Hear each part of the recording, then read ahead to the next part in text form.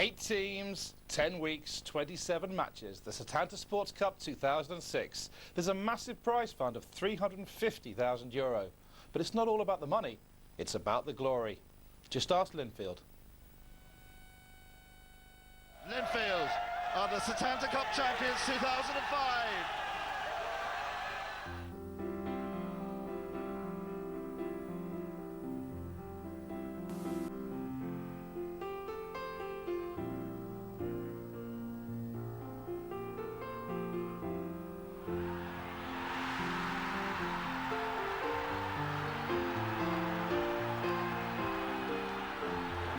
Kane and a bit of space for Linfield. He's got Ferguson at the back post. It takes a deflection. Ferguson hits one! 1-0 Linfield! Thompson's chasing in. 2-0 Linfield! And absolutely delighted to be the first team to win the Setanta Cup. Tremendous.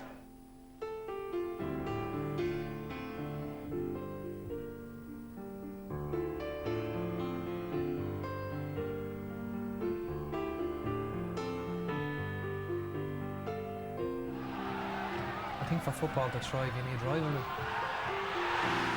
You know, as a manager of a team in the National League, particularly Derry City, you want to be playing in front of full houses.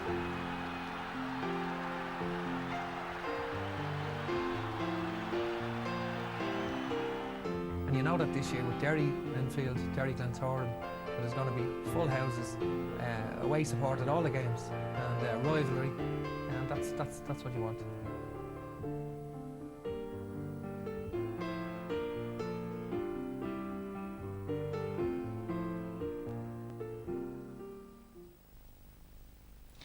Welcome to our coverage of the Setanta Sports Cup.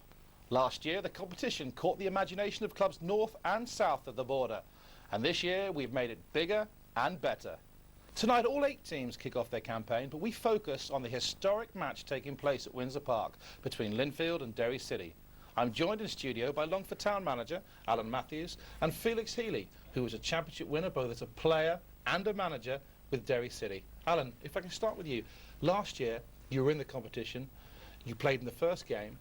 What difficulty does it give Stephen Kenny taking his team into the backyard of the form team on the island, Linfield, without playing a competitive game? I think it gives Linfield a good advantage going into tonight's game, but I think since the draw was made, everybody up in Derry really look forward to this tie. And particularly, it's a great way to open your season. We're out of season, as you said, at this stage down here. But Stephen's come back from a week's-long training camp in Portugal. But you went to a sunshine break last year and you lost the game. It wasn't a break really, Pat, it was hard work. But having said that, I think Aircom League clubs have tried to raise the bar in professionalism and going away as part of your preparation. It's really for the season, not just the Setanta Cup. OK, Felix, what does this game mean to the people of Derry? Well, Linfield are the biggest club in Ireland. There's no doubt about that. They're the biggest club in Ireland. It's about the history of the game. Someone of my age remembers Linfield coming to the Brandywell. Is there any apprehension about what sort of welcome that the Derry City fans are going to get? I think that the fact that both teams have played, you know, Derry have gone at Windsor and played, Linfield have come to the Brandywell, which was a bigger step. And that has watered down the fact that the first game would be a competitive thing. I think that both sets of fans will be treated exceptionally well at both grounds. In fact, it might take away a bit from the match tonight because I think everybody will want to be on their best behaviour both on and off the pitch. OK, well, plenty more from the guys throughout the evening. But let's go over to Windsor Park and set the scene with our commentary team of Brian Hamilton. But first, there's Karen. Yes, thanks indeed, Pat. Windsor Park, a real theatre of football, and one that has witnessed some incredible occasions, some amazing matches in years gone by, and of course in the recent past. Who can forget that sensational World Cup qualifying victory for Northern Ireland against England back in September? Well, tonight we're set for another milestone event, really, as the inaugural Setanta Cup champions Linfield welcome age-old rivals Derry City back to Belfast. A man who knows this ground all too well joins me here in the commentary position. That's former Northern Ireland manager Brian Hamilton. Brian, 35 years since Derry have been here. It's an emotionally charged occasion. How significant an event is it? Well, it's too long for starters. Derry City, a wonderful club. The rivalry between the two clubs has been terrific over the years. Both produced great players, great matches, and tonight I'm sure it'll be no exception. On the pitch, it's very hard to call because, of course, Linfield sweeping all before them. Derry's still in pre-season. How significant an edge will that give Linfield? Well, I think Linfield carried on from when they won the Cup last year, the Setanta Cup, as it was then, and they've just carried on the season. It's been a magnificent season for them. They're full of confidence. Derry fresh. They've had a short pre-season. The manager's been pleased with that, and tonight I'm expecting a very competitive game. Can you call a winner? I think Linfield on home advantage, but it's going to be tight. Okay, well, obviously, Linfield are the side in form, as we said. 37 domestic games now unbeaten, and we're finding it very difficult to call here. You can join us, though. It's the match we've all been waiting for. You can join us in plenty of time for kick-off. Kick-off is at 8. You can come back to myself and Brian in good time. But for now, it's back to you, Pat. Thanks, guys. Now, let's get over to Talker Park for the other game in Group 2. Shelbourne against Glentoran. And let's join Paul Connolly. Thanks, Pat. You're very welcome to Talca Park in this cold, crisp but dry evening. Perfect conditions for football, as you can see behind me. This is, of course, a repeat of last summer's Champions League clash in which Shelbourne got the better of Glentoran over the 2 legs. The Glens will be keen to exact revenge for that defeat, though, and given they have a new manager in Paul Miller, plus they're a little over halfway through their domestic season, while Shelbourne have only played one or haven't played any competitive games as of yet this year. An upset isn't quite as unlikely as many people would say. In terms of team news, Jason Byrne, Alan Moore out through suspension, leaving Glenn Crowe and Gary O'Neill to spearhead the attack for Shells. New signing from Cork City, Liam Kearney, comes in on the left side of midfield. Wes Hoolan's old stomping ground, of course, whilst just one change for the Glens from the side that drew 1-1 with Cliftonville last Saturday. So it's an exciting game we have for you tonight. And a little earlier, I spoke to Shells manager Pat Fennan and Tom Dick of Glentoran to gauge their mood pre-match.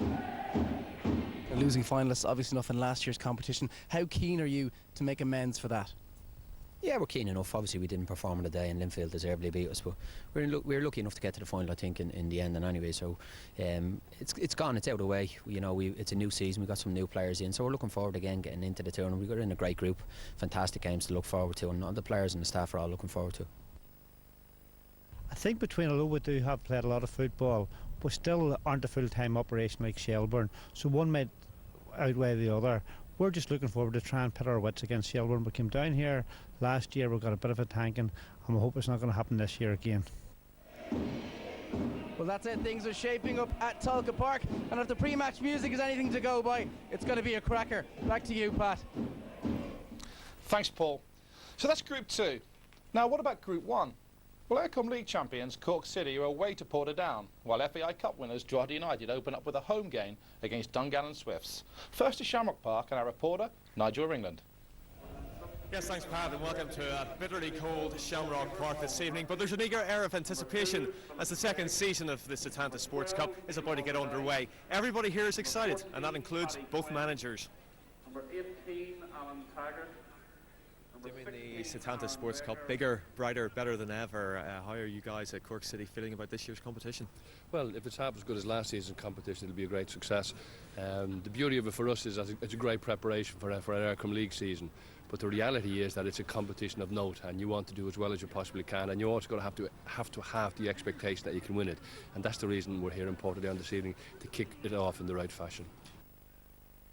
Ronnie, it's only the second year of the Setanta Sports Cup, but it's been hugely successful. How big can this competition really become?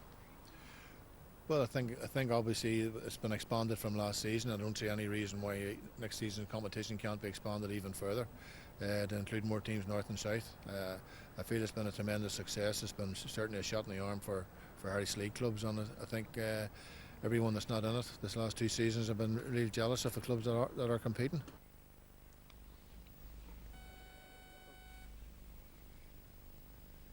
Now, of course, both these sides met in the preliminary round stages of the competition last season, and in the game at Turner's Cross, Mark McNulty, the Cork City goalkeeper, and Gary Hamilton, the leading goal scorer in the competition last year for Portadown, were both sent off, so they're both suspended for this evening's game. However, Michael Devine has passed the late fitness test, and he's in goals tonight for Cork City. Fourth official is David McGarvey. Thanks, Nigel. Now to United Park in Drogheda, where Conor Morris is standing by. Conor?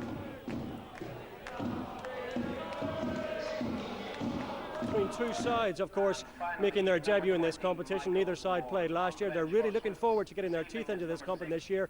Drogheda United will start as the firm favourites tonight. Of course, they're the FAI Carlsberg Cup winners after that historic win over Cork City at Lansdowne Road just a few short months ago. 7 of the side that started that historic match start again here for Paul Doolan's side tonight. Dungannon Swifts, meanwhile, make just one change from the side that drew scoreless in the Premier League with Distillery at the weekend.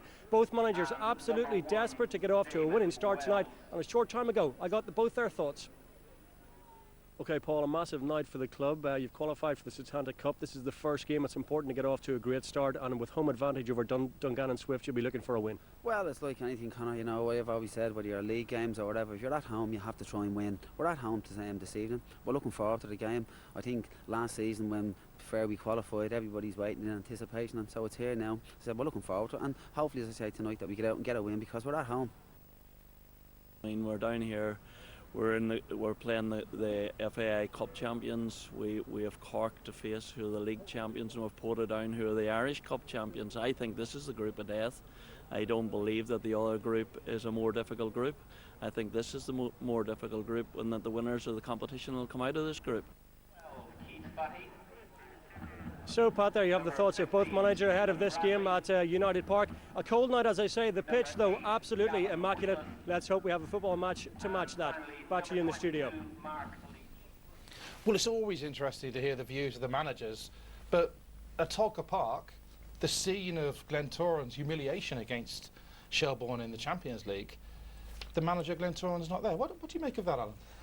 I think really it'll have little impact. Glentoran are back down very quickly after a really unfortunate evening for them last year in the Champions League, and I think the players will want to rectify that themselves. It's unfortunate for Paul Miller. That's such a big night he's missing, but I think the players themselves, they won't need much motivating or managing tonight to put in a performance. So no impact on the team that the manager's not there? I think not for tonight's match. Overall, he hasn't really been there long enough, and I think obviously they knew when they had meetings with him at this time last week that he wasn't going to be there for the match. But on a game like tonight, given what happened to them not too long ago, that'll be fresh in the memory of quite a few of the players. They'd be looking to put up a better showing than they did last time they were here. Okay, thanks, chaps. Well, it's an historic night, and it's the opening night of the Setanta Sports Cup. And after the break, we'll continue the build-up to the big game at Windsor Park. Don't go away.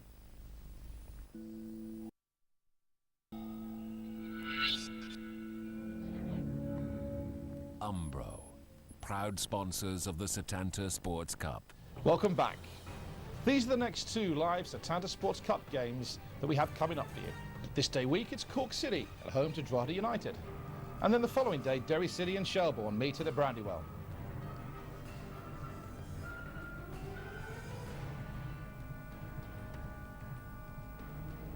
Now, when you think of Linfield, you think of the legendary Noel Bailey, captain of the Blues with over 800 games. He's been speaking to Will Downing. No, Linfield against Derry City. This is a match with history, isn't it? Yeah, so I've been told, yeah, and so I've read, and so I've heard in all the newspapers and the telly. Yeah, it's a great history from many years ago. Unfortunately, as I say, it's many years ago, but hopefully this is a wee bit of a start. Now, you've played in every single match for Linfield this season. You've had a fitness test. Are you playing in this one? You may ask the manager, am I playing? I'm available at this minute in time. Yes, the fitness test went okay. Yeah, the ankle's not too bad. Now, it's been an astonishing season for Linfield so far. You've won every match bar 1, which you drew. What happened in that one? We actually drew 2. Now, we drew the Irish Cup match the other week. Yeah, you have to draw sometimes and you have to lose sometimes. The run's been fantastic. Like, it's certainly the best run I've ever been in, and hopefully it continues after tonight. But what do you put it down to? You're runaway leaders of the Irish Premier League. You're the defending Setanta Sports Cup holders, and you've also this season won the County Antrim Shield in the CIS Insurance League Cup.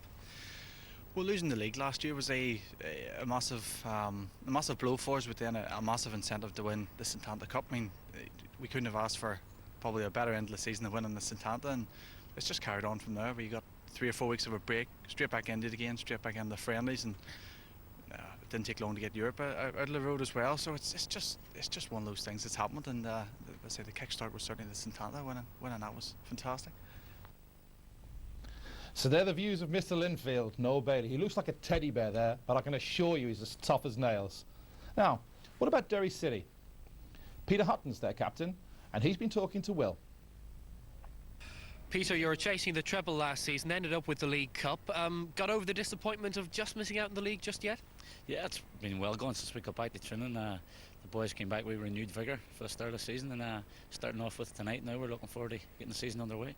In the same way that the early Aircom League has helped in Europe, do you think an early Setanta Sports Cup start will help with the league?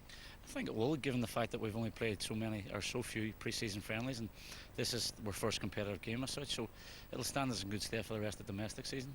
Linfield have been formidable. They haven't lost yet all season. What odds Derry doing it in the first Setanta Sports Cup match? We're looking forward to it. It's going to be a massive game for us. As you say, they haven't been beaten in any competitive game this season, so it's up to us. We haven't been beaten pre-season so far this season either, so someone has to give the night, but we're looking forward to it. It'll be a very tough game though. Earlier than usual start to the season for yourselves. Happy enough with that? Yeah, this is summer football, supposedly. But we're looking forward to it. It should be a good game of football. Tremendous boost for Linfield that Noel Bailey passed the fitness test. Absolutely. Skipper, their leader from the back, and a guy, as you said, he's played over 800 games, played against them last year. You think he's getting on a little bit, but he's their organiser. He's very influential for them. Tell me something, Felix. Peter Pizza Hutton. How did he get his nickname of Pizza? Well, he got the nickname. Funny enough, we went to school one day, and it was one of the kids asked Peter why they called him Pizza, and that's how I actually know. It's when he was growing up in the street, there was a few people couldn't pronounce his name right, and it sounded as if they were saying pizza. Okay. Just a few minutes away now until kick-off at Windsor Park. Linfield versus Derry City is coming up live after the break.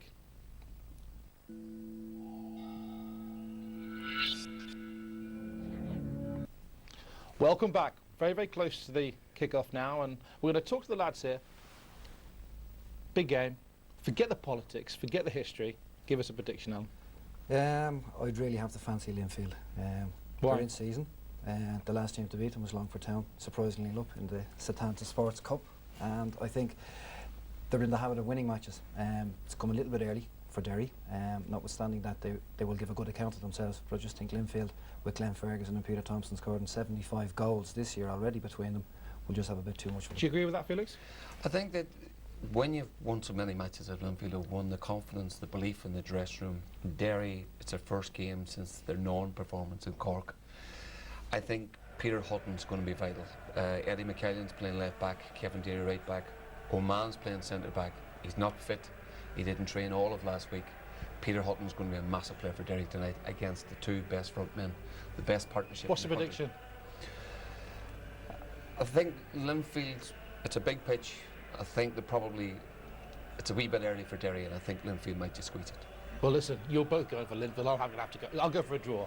So time to join our commentary team at Windsor Park of Brian Hamilton and first, Des Curran.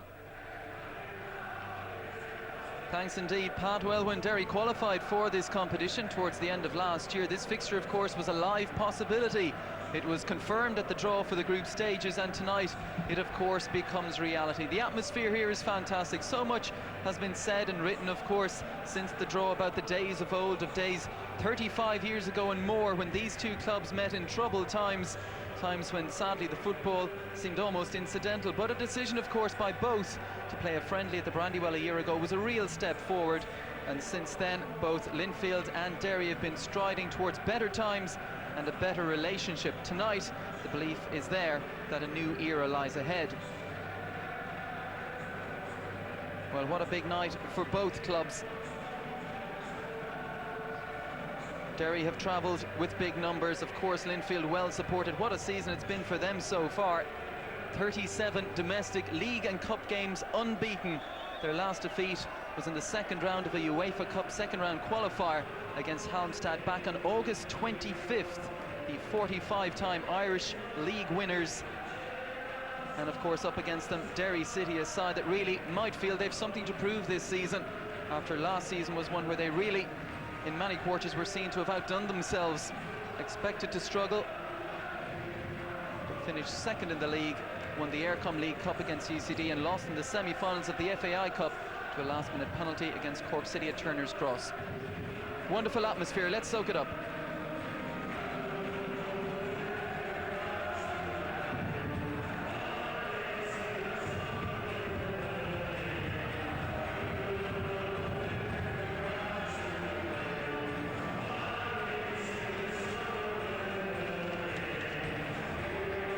It's a fixture, of course, that caught the imagination. And really, it's one that's hard to predict how it will go. The teams are about to take to the pitch. What an historic night in this part of Belfast. Derry City have been absent from Windsor Park for a long, long time, over 3 decades. But now, in front of, well, there must be 1,000+ Derry supporters. They return. It's the one we've all been waiting for. Well, how do you read the faces? Tense, nervous, excited, a real air of anticipation. And for Derry City, well, unbeaten in pre-season, as we've heard earlier on from Peter Hutton. That's he in picture. They might just fancy this. They might just fancy being the first club on this island to defeat Linfield this season. That's the size of the task that's ahead of them. Linfield have been scoring for fun. 134 goals in all competitions, led of course by that prolific strike force of Glenn Ferguson and Peter Thompson, 75 between them. As we said, it's a fixture that we've been waiting for since the draw was made. Let's get the views of the managers, speaking to Will Downing. David Jeffrey, some atmosphere here, isn't there? The atmosphere is phenomenal, so it is. I didn't expect anything else. Good turnout of our own support, obviously the Derry people as well. And I think we're looking forward to a fantastic game of football. How much have you been looking forward to the visit of Derry City? Derry's in our group and they're a set of opponents, so in one way it's just another game. But because of the history between the two clubs, you know, then it's a special game. But most importantly, it's about trying to secure 3 points tonight and make sure that we start off on a good sound footing. David, thank you. Should be a good game. Pleasure. 1971 was the last time Derry City last played here competitively. Manager tonight, Stephen Kenny. This is great atmosphere you brought yourselves. Yeah, we're capable of bringing even more than that, because we're one of the best supported clubs in the country. And it's fantastic. These are big games, big clubs, and that's what you want to be involved in. It's our first game this season, but we're in reasonable condition, we're in good condition, and I think we're well capable of winning tonight if we play the way we can. Came so close to glory last year on 3. So what about this season? Well, the players, they won a lot of young players in the squad. We've 11 under 23, and they won a trophy in their first season last season, and they're determined to go and have a better season even this year. And we're well capable of doing that. But tonight, Linfield are on a great run, but we're capable of, we're capable of doing our stuff also. Thanks, Stephen. Best of luck tonight. That's the manager's view, Des. Thanks very much indeed, Will. Brian Hamilton, your views on the thoughts of the managers? Well, they're very positive, both of them. They're both very experienced managers. The two teams will work very hard, and as they both say, it's going to be a really exciting game tonight. Well, certainly so much talent on view, and in the main, the majority of them young players, with due deference, of course, to Noel Bailey, who we heard from early on, one of the veterans on the pitch tonight, along with Peter Hutton, of course. Well, a big occasion for many of these players. They'll have watched each other's leagues, I'm sure, over the years. And they'd have wondered, well, what if we could face each other? Who would prove to be the better side? Derry City, of course, watched this competition with envy last year as teams north and south did battle for supremacy, but now they're in it. And they're a very big player as well. And the big question, as we said, is can they become the side to stop that incredible march of Linfield this season? Mark Farron, final man through picture, Derry's top scorer last season. And he's, from what we heard, flying in pre-season as well. Strike partner tonight is Stephen O'Flynn.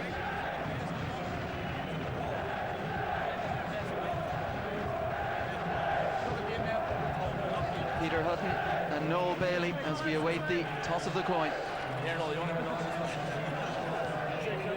Somebody's going to get ours.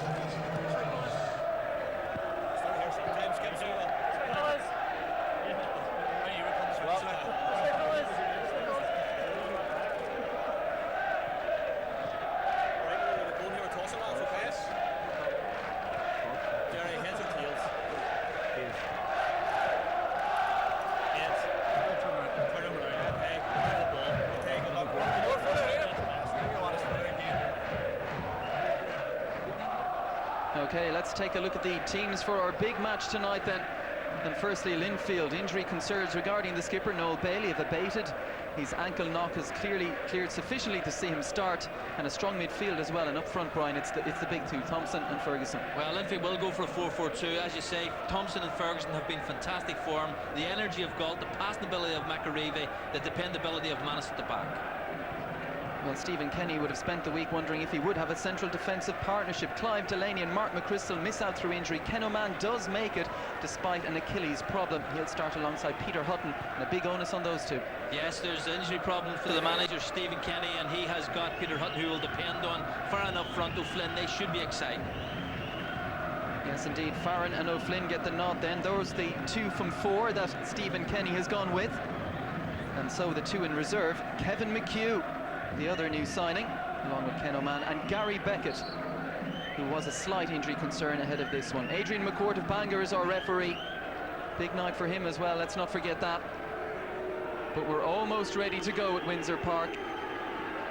Ever since the draw was made, ever since we knew both sides would be in this competition and then facing each other, it's the one we've been waiting for. And Derry City will be getting us underway. David Jeffrey waits. As you can see, a monitor in the dugout there. They can keep an eye on all proceedings. And we're just about ready to go then. All-conquering Linfield from the Irish League against the Derry City side that's on the rise.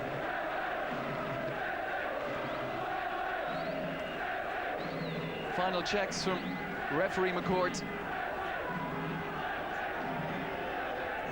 And we're just about ready to go.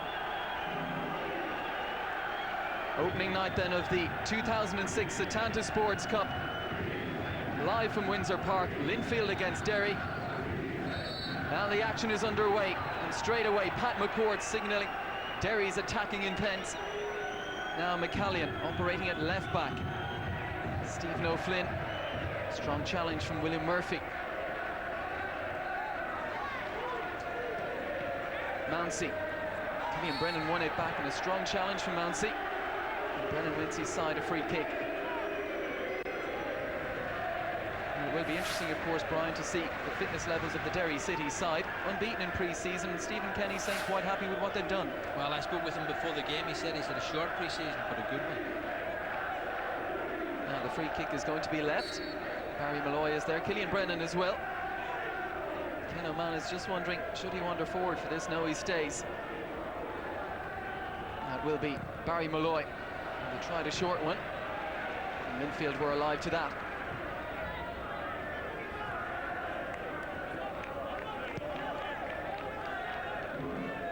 Now it's going to be McCallion then with the throw-in.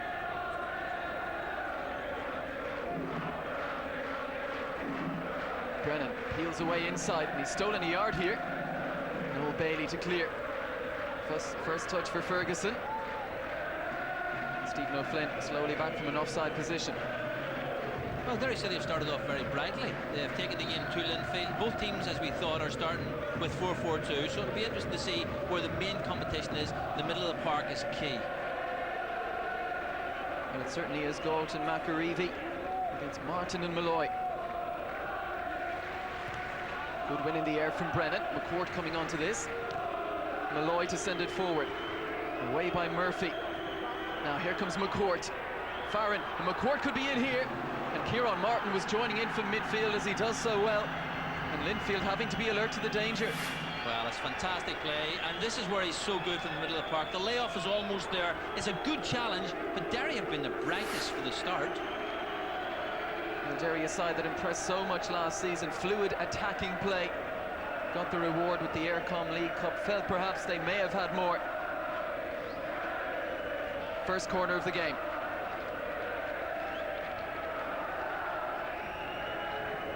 Now it's going to be the in-swinger. Brennan will hit the penalty spot. Good win in the air. And the man was up there making a nuisance of himself. Is that a free kick? Yes. Kieran Martin fouled. Well, it's just the pressure from Derry. They're first to the ball. Linfield really haven't started, but that's all down to Derry City, the way they've really come out. They're passing the ball quite well. There's lots of energy, and they're very bright. Here's McCourt again. One of the most talented players around, and McCourt is still going, and he's won a free kick. Well, Linfield will have to be on their guard. McCourt coming in off the right wing and causing havoc. Well, it's a fabulous run, great skill, great control, poor defending. Instead of moving his feet, he's just hung out a leg, and that's an invitation for to bring the player down. Well, it's something we don't see enough of in the modern game. An out-and-out winger. Silky skills and scorer of some amazing goals last season. Now, decent position this. Kevin Deary has made his way up. And he's going to have a strike, but never really caught it as he would have liked. First touch of the game for Deary was a shot on goal. Well, it's the right idea. He's trying to punch it round the wall, try and make it dip in the inside post. Keeper had it covered. It just really wasn't the best start for young Kevin Deary. Well, Linfield yet to get out of their own half. Manus's goal kick is met solidly by Oman. Away by Murphy. McCallion. Strong and arguably late challenge there from Mansi.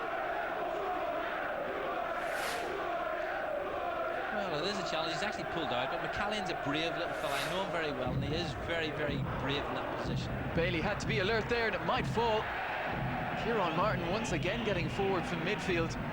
Well, that's where Derry are very good tonight. The ball's getting passed about, but when it's played forward, the midfield are supporting it so quickly. When the ball comes back, they're first to pick it up. Well, yet to see any significant involvement from Messrs Ferguson and Thompson. Manus again. Solid goal kick up in the air from McCallion now.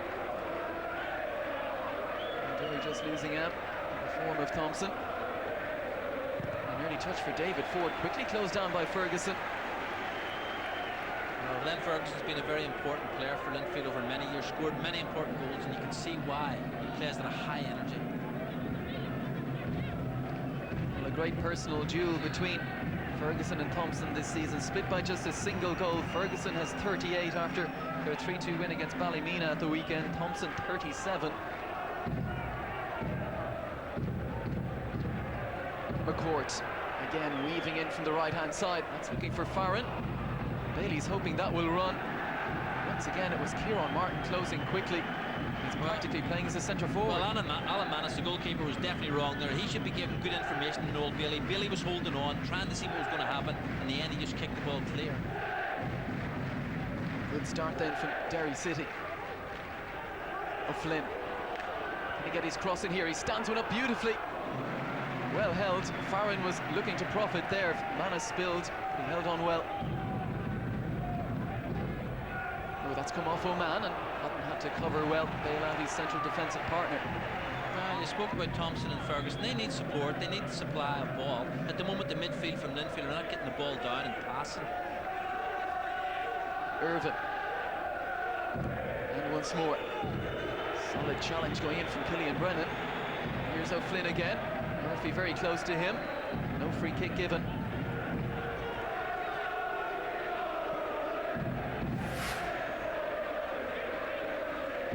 Well, it's actually a good challenge, isn't it? It's just he's really made the most of it, but the referee got it absolutely right. Well, Peter Hutton was appealing for offside, none given. Deary will have to win that, and he did. Now McAreevy. It's come off the head of Kieran Martin. Bouncing in solidly against Barry Malloy. Sent forward by Murphy, looking for a runner. No man was alert to the danger of Glenn Ferguson. Clever pass from William Murphy from the back, not known for his passing ability, but a lovely looping pass in behind the central defender, inviting Thompson to try and get on the end of it. Well, after a shaky opening few moments, Linfield look like they might be getting a foothold now. Galt retain possession. It's put out of play. That will be a throw in. Barry Malloy. So feel he should have done better there. Irvin's throwing. Good flick on from Mansi. And is it a corner? Yes, it has been given. Now that's got the Linfield support going again.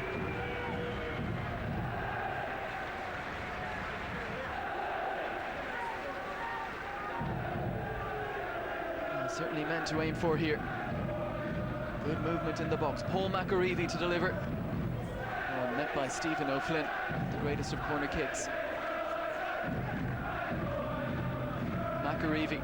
Slight marking there, and it's Stephen O'Flynn, the centre forward, forced back. Up towards Farron all alone. against Irvine. Oh, he's given handball against Farron. Well, Irvine did well there. He really pinned the centre forward. He made it very difficult for him, and the referee got it absolutely right. Ball was played by the arm. Well, a fantastic night for football, and the pitch, it must be said, in excellent condition. Both sides will be looking to take full advantage. Now Bailey with the free kick, to drop it in on top of David Ford, and Ford has spilled it and hooked goalwards. And yes, it's been given. Linfield ahead, and what a fantastic goal.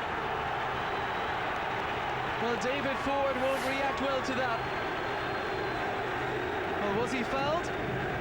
Peter Thompson, he wasn't waiting around to find out. No, he came out over his two central defenders, so they just got on the road of one another, and it was a terrific finish, very calm, very composed. When the keeper did come out, he fell, the goal's vacant, and he just slotted the ball home. Really against the run of play, but a big goal for Linfield. Peter Thompson, highly touted. There have been offers from Linfield, or to Linfield, from the likes of QPR and Gretna, which David Jeffrey laughed off as derisory, really. He's compared Peter Thompson to Jason Byrne in terms of matching up the two leagues. Thompson is a real predator. He showed everything good about him there. Well, as Brian Hamilton said, Derry had started the better. Stephen Kenny would have been happy with their start, but they're behind. Well, he will have been pleased with the West team, the shape of the side, the energy they've shown, but he'd be disappointed with the goal against, because two central defenders or two players going for the ball, the keeper needs to give good communication, and on that occasion it didn't happen. Well, they were very solid defensively last season, Derry. Never give away goals like that, and perhaps that's pre-season again for you. You never know. And of course, new centre back in there, Ken Oman, perhaps still an element of getting to know each other. Well, that's why Peter Hutton's so important for Stephen Kenny tonight. He's a vastly experienced player, a very strong player, but he's a good communicator, and that's what will help the new players settle into the Derry side. Well, that goal number 135 of Linfield's competitive season. Now it's up to Derry to respond. The flick on was from Killian Brennan. Murphy will look to let that run, but O'Flynn was closing. Well played, the centre back. And eventually just kicked out of play. Well, Murphy's a strong player. He's going to have a tough test tonight because the two forward players are very quick. And here is one, Farron. He really blossomed last season. McCourt tried a little flick that didn't come off. Well, I like McCord. I think he's a tricky player. Lovely touch, lovely balance, likes to run at people. You're not sure what you're going to get from him, but that makes it difficult. It's so difficult for defenders. Well, Pat McCord set the league alight when he returned. Playing with Shamrock Rovers. Stephen Kenny was quick to snap him up when the opportunity arose.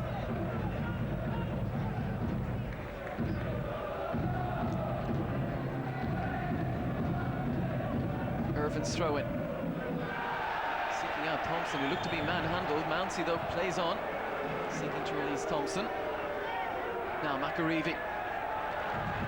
Real talent in the middle of midfield. Surely handball there against Killian Brennan.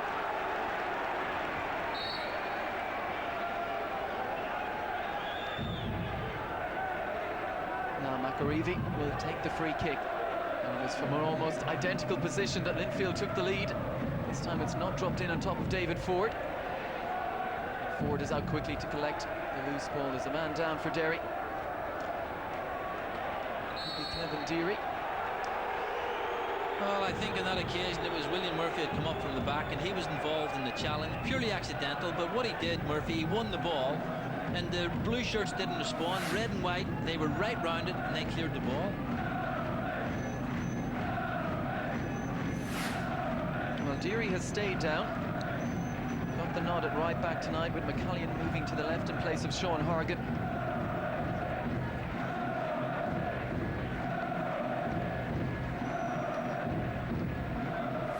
They're having a good look here at Kevin Deary. As you can see, the elbow came in from Ken Oman. It's very similar to the actual goal they conceded with two Derry players going for the one ball, and that does need good talking to one another. They got to help each other that way. One drop off, one head the ball. Well, that's going to be a shiner for Kevin Deary tomorrow, no doubt. Tough character, though. He'll quickly be back on the pitch, no doubt.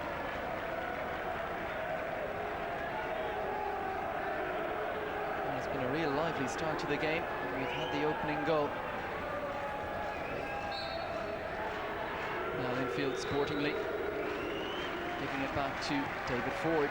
Well, I think that's one of the developments in the game that I'm very pleased with. When a player is injured, the other team consider the opposite the problem and they knock the ball out of play, and then when it's restarted, they get on with the game.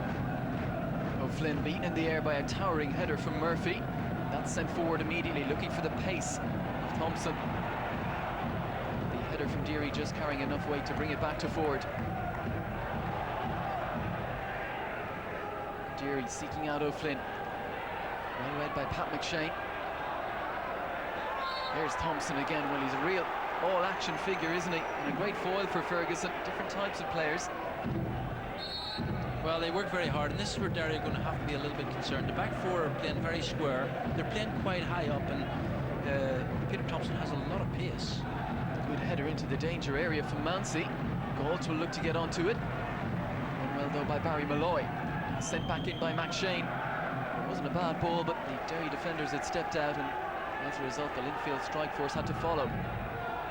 McCallion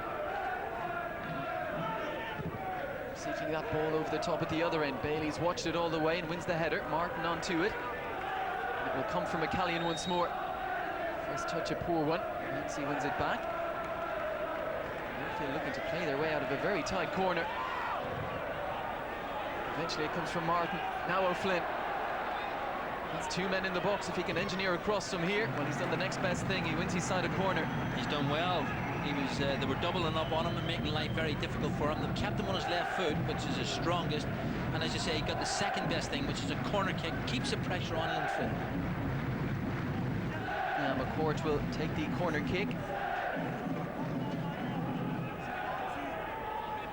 Looking for someone to show short for this. That someone is Killian Brennan. Lays it back to McCourt now. Faced by two. What can McCourt produce from here? Ooh, the challenge went in there. The referee's had a look and it's a penalty. Given against Pat McShane. Enticed into the challenge by McCourt. Well, the referee got it absolutely right. McCourt's very clever, great balance, and you can see Pat McShane coming in. You just don't go diving into the challenge. You stay on your feet. You guide him out of the box. You do not dive in. You do give away a penalty kick, and that's what's happened. Well, perhaps the adrenaline of this game, of this whole occasion, just getting to Pat McShane there. A very experienced campaigner. But now it's Mark Farron to restore parity. 17 league goals last season, and he's opened his account. Ice cool Mark Farron. And Derry City back on terms. Well, it's a fabulous penalty kick. Left foot hits the side net, which is the perfect place to put it. Low down. Keeper guesses. Simply can't stop it. Well, it's beginning to look like one of those games where we could have goals aplenty.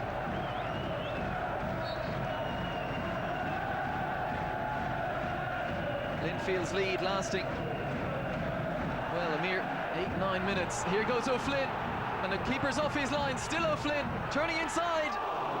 Manus recovered, got down well. Well, it's very loose play. It's McShane involved again. You've got to be busy, you've got to be bright, you've got to be urgent. And when the ball did come through, O'Flynn very sharp, good save by the Linfield goalkeeper. Well, backtracking, got down well, out to his right. Brennan. Nancy. Strong challenge. Well, temper's beginning to flare. It's Killian Brennan and Nancy getting involved here. Midfielder not happy with the challenge. So well, again. Definitely late, no doubt about that. And that's the referee just to deal with it. Linfield players should step away. It was a late challenge. The game's been played in good spirit. The referee has decided it was a free kick to Linfield. Get on with the game. And it looks like Michael Galt was on the deck. There's Brennan leaving the leg in there.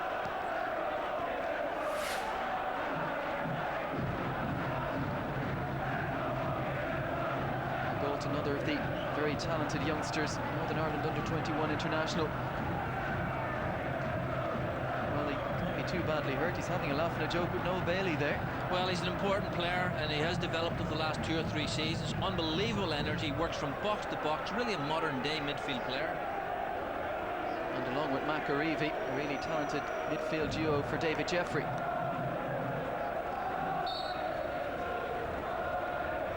Now, Derry this time holding a high line, perhaps keeping it out of the range of their goalkeeper, who isn't tempted to come for this, and the header was won. And it was Murphy up from the back. Well, I think David Ford will be a little bit disappointed. He'll be pleased to get the ball in his hands, but when the ball was played in, it was lofted in. It's 8 yards out. I always like my goalkeepers to dominate the box. Now McCallion, the second attempt, managed to clear. It will be a Linfield throw-in though.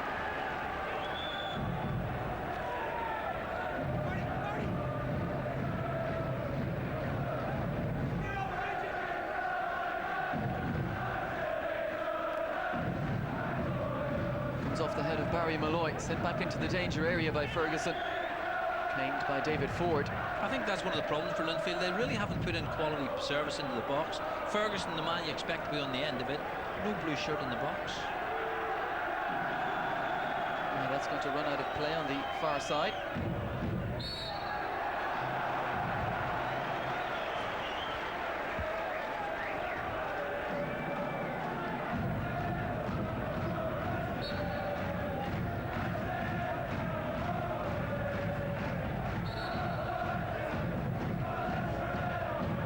Standing over this, Killian Brennan makes his way across as well. Perhaps it will be the left foot of Brennan.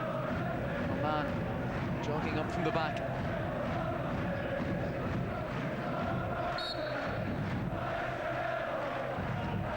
Now Brennan to swing one into the danger area.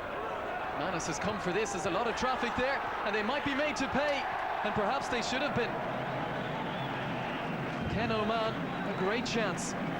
Well, it's a major miss. The keeper's decided to come. A lot of bodies in front of him. I thought that was the wrong decision. Got there. When you go that distance, you've got to make it happen. The header back in, and that should have been the second goal for Derry. What an open encounter it's been. 1-1, and we could have had more. Manus relieved to have gotten away with that error in judgment. Well, that's how important goalkeepers are, and they do make decisions, they do make judgments, and if they get it wrong, they usually go horribly wrong. We've seen a goal tonight for Linfield because of that, and the Linfield keeper, he's fortunate. Now another decent position for this one. It's going to be McAreevy, chips one into the box. Let run, Ferguson gets his cross in. Might come from Matt Shane.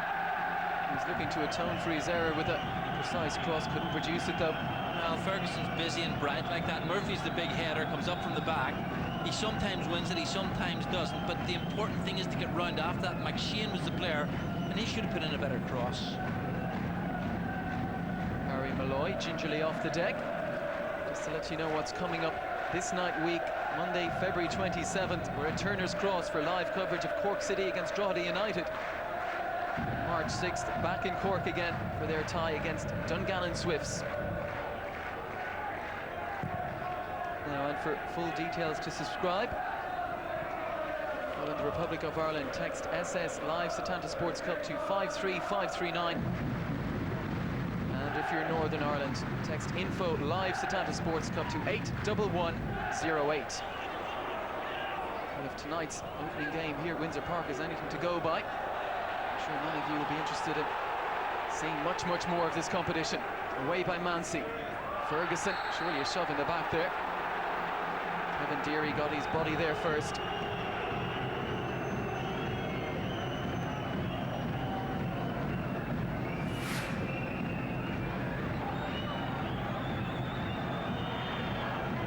Swept wide to the right-hand side.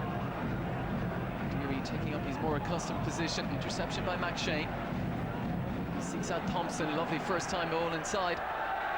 Well, Galt looked to return the favour, but far too much on that.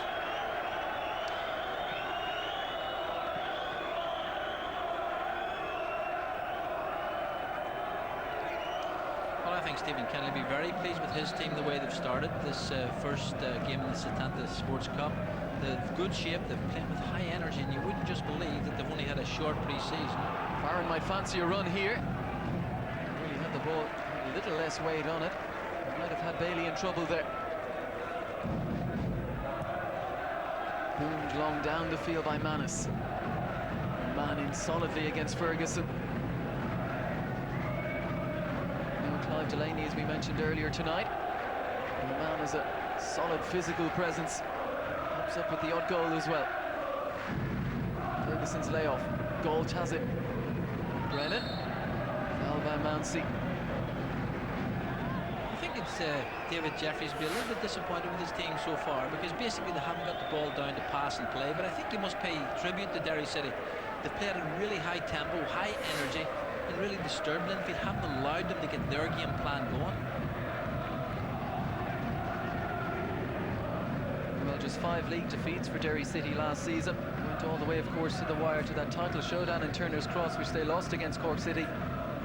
But really, Stephen Kenny keen to show this year that season was no flash in the pan. William Murphy away. Oh man, it wasn't the greatest of touches. McCallion makes something of it.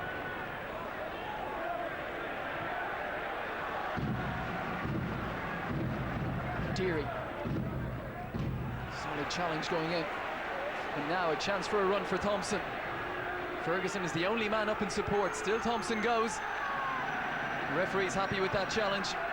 I think this is Linfield's problem at the moment. You said it absolutely right. The blue shirt had it. There wasn't enough players looking for the ball. I think they've been so deep defending. Derry have dominated the middle of the park, and of course when the ball does go forward, Linfield are short in numbers. Here's a strong run, and this is where he should get his head up. His head's down. Derry defending very well, not allowing him to get his head up, but there was simply no support. Forward by McCourt. Farron beaten to it by Bailey. Now, a couple of intriguing contests with 2 talented strike force up against the respective centre-backs.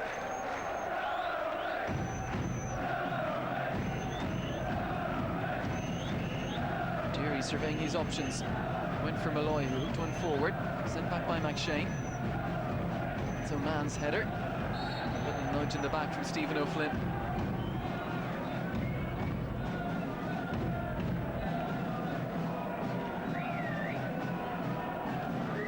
It really has been an incredible run from Linfield this season. Lost out in the league. Heartbreaking circumstances last time out when they were beaten by a 91st minute goal at Glentoran in the second last game. And really they're nailed on certainties for the Irish League this season. Gault looking to flick it on. Karen Martin lost the flight of it. Sent forward to Farron, and this is where Derry are really dangerous. Pace on the break. Killian Brennan, little jink inside. Still he goes, but look at the blue shirts around him. And eventually he's dispossessed. Sent up, seeking out Ferguson. Won by Oman. McCallion. McCallion goes again, and Stephen O'Flynn, had he held his run, McCallion would have been in. Well, O'Flynn's wrong. McCallion's done brilliant, and we just had a little flash of McAreevy, and this is the player I think that Linfield need to get the ball. He's the player who gets on the ball and passes and plays and makes people come into the game, and the front players need support, so McAreevy's the man to make that happen.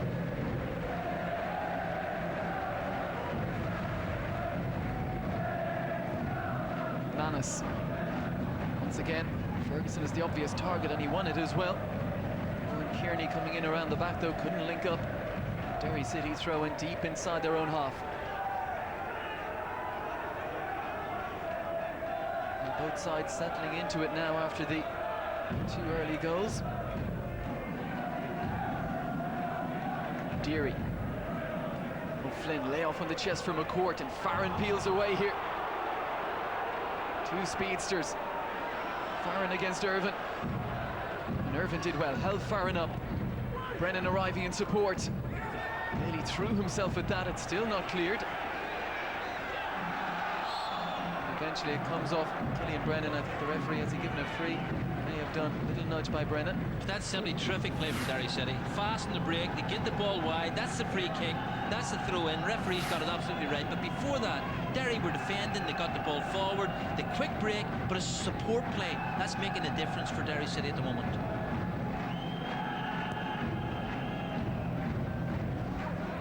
Deary battling hard. Deary winning the free kick.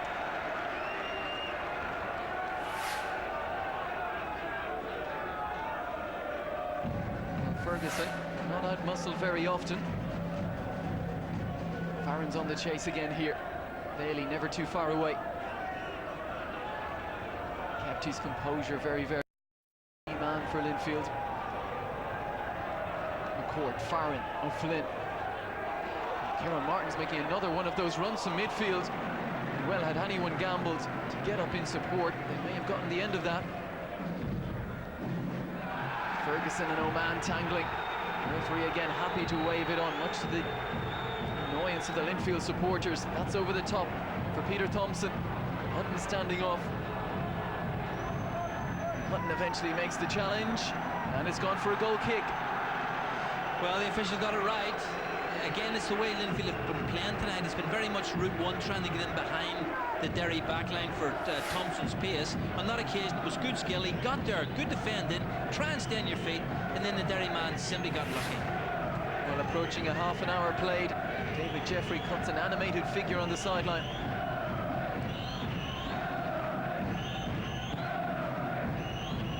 That's a strange kick out from forward. Just comes off the shins of Noel Bailey. Derry City throw-in.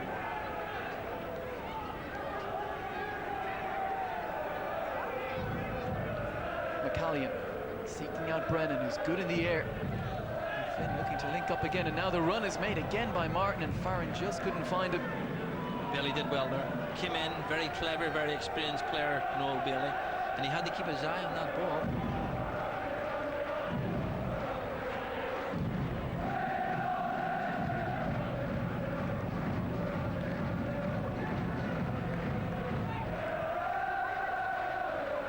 Hutton. Free kick to Derry there. Referee's right, and Michael Galt, I think, was the player involved. He has high energy. When you get there, you just simply have got to keep your arms at your side. If you put your arms in the air and it goes in, the referee will give a handball. Derry could be in here, and they're gone down. Stephen O'Flynn, there's been a goal meanwhile at Shamrock Park. Darren Kelly ported down the side that denied Cork City their final dream last season. And they've taken the lead. Ported down second, of course, in the Irish League, but a full 20 points behind our hosts here tonight at Windsor Park, Linfield.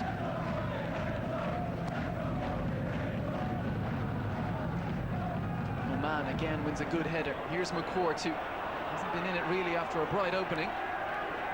He turns to the referee, his namesake looking for a free kick and none given. Well, I like McCourt. I think he is a clever player, but what he's really been starved of the ball in the wide position.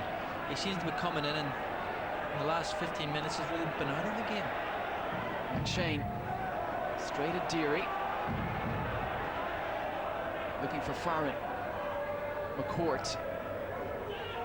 Flynn looking to get onto the end of this, and Martin once again has got forward from midfield. They really haven't been able to track the former UCD man's runs. McCallion is strong. Still he goes. Thompson is looking to track back, squeeze one through. Stephen O'Flynn, not too far away. Well, we were right behind that. Eddie McCallion was brilliant there, brave in the challenge, ran with the ball. His selection of pass was brilliant. He looks up, has a little glance, he plays it into O'Flynn. O'Flynn's touch is good, his movement's terrific. He's a left-footed player, he smashes the ball just past the post. Stephen O'Flynn, who's been amongst the goals in pre-season. Indeed, all of the Derry City strikers have, and he's a little disappointed with himself there. Well, the shot was wrong. He went for par, and really you've got to get it very right. It's a fast side for the keeper. He just needs a deflection. He should have played it across the goal, made the keeper make a save, and hopefully it would have went in. Maybe the second part, somebody would have followed it in if he had blocked it. Farron will retrieve again. McCallion, improvised flick. Brennan. Murphy in the way.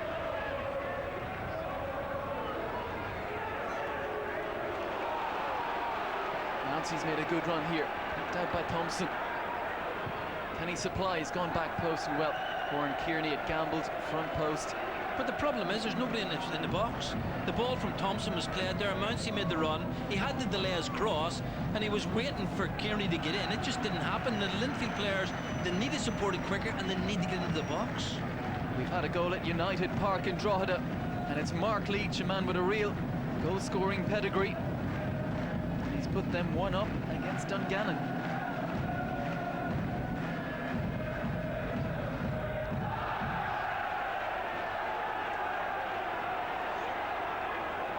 McCourt. Squeezing one through for the run of Farron. This time, infield defenders opting not to put a foot in wisely as well. Farron was travelling at speed. That's gone out of play off Mancy. Yeah, it's the speed of the Derry players, the quick on the ball, quick feet. And again, we're looking at Pat McCourt running through the middle. Well, Tuesday, February 28th, tomorrow night week, we're back with Derry City, this time at the Brandywell, when they take on Shelbourne. And to subscribe to Setanta Sports, of course, the Republic of Ireland, text SS Live Setanta Sports Cup to 53539. And if you're in the Northern Ireland, text Info Live Setanta Sports Cup 81108. McCourt up on the left wing here. Kearney had followed him all the way across. Callion on with it quickly to Malloy. Callion checking onto his favourite right foot, swinging one in. Stephen O'Flynn is there. Couldn't get his header on target, just looked to knock it down. Killian Brennan winding up. Well, he can produce better. Well, it's poor defending from Linfield's part. They don't clear the ball properly. The ball's knocked up in the air. When you see it coming down, lots of time, just simply got the technique wrong, get caught underneath it. It's always going over the crossbar.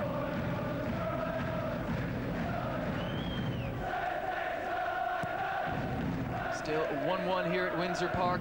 Peter Thompson in the early stages. Mark Farron penalty, equalising for Derry City. Here's Deary. Swept away by Murphy as O'Flynn looked to get onto the end of that.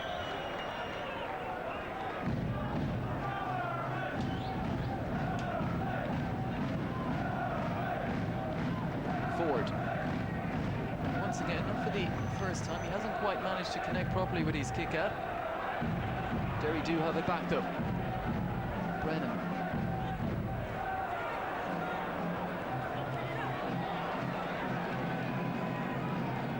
That stage of the match now when another goal could send one of these sides to the interval. Very happy indeed. So far, little to separate them. Hutton away. Farron was never favoured there, but he did enough. Goal tidying up. Away by McShane. Seeking out Thompson. Kept his eye on the ball all the way. McAreevy in bravely. Well, the referee did well there, perhaps. Looked to allow a good advantage. None was accruing. Well, referees don't always get the credit they deserve. On that occasion, the referee did very well. You're absolutely right. Well, he's put his head down a little bit, but it's a high boot. It is a free kick. He's tried to get the advantage. He's called it back when he's seen there was nothing wrong. Now another free kick for Linfield in a decent position. Swung in by Mounsey towards the back post. Headed clear, and as far as McCourt. Straight away his thoughts, have a run.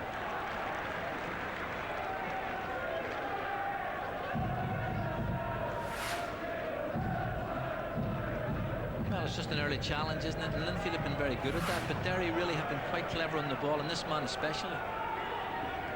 A joy to watch McCourt. Obviously Linfield will be watching him from a very close perspective. Deary inside for Malloy. McShane. Now Kearney, who's been something of a peripheral figure so far. I think that's typical of the way Linfield have been in the middle of the park. Particularly, they've been playing out at the stretch. They haven't put their passes together, certainly haven't found their men. Stephen O'Flynn has picked out a very good ball from McCourt. Farron wants it rolled in. It might come for Kieran Martin.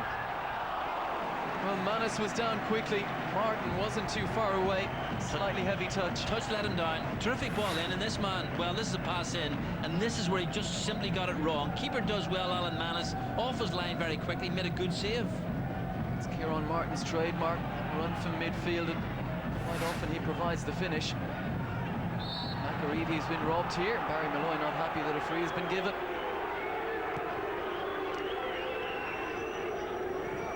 Well, if you look at the Derry box, they're not very happy either, and the coach has come right on the touchline as assistant, and the official just told him to sit down. I think the referee is maybe a little bit wrong there. That's why Derry are so bright in this first half. They get about the blue shirts very quickly. Now ball in towards the back post. Cleared by Deary. Midfield have had Over half a dozen free kicks in that position. They've scored from one. Flick on. Cleared by Oman. Now plenty of space if McCourt can pick out a pass here. And once again it's Martin ranging forward, and Galt did superbly well. Well, I spoke about him earlier on being a modern-day midfield player, Galt. On that occasion, he had to be. It was a fabulous pass through, right through the middle. Centre half's gone missing. This is where Galt, strong, stays with the runner. So important for him, a midfield player, to do that. Terrific challenge. Well, Farron and O'Flynn played their part by dragging Bailey and Murphy wide and left the space for Martin. Derry City very close to taking the lead. Here's Irvin scampering forward. He's possessed on the edge of the box. Now is the break on again. Flynn. Brennan. Farron will have to work to make something of that. Farron's done well. McCallion keeps it in play, but only to give it to Mancy. Man stretching here. A foot on it as Thompson was looking to get in behind. Well, some juicy challenges going in as well.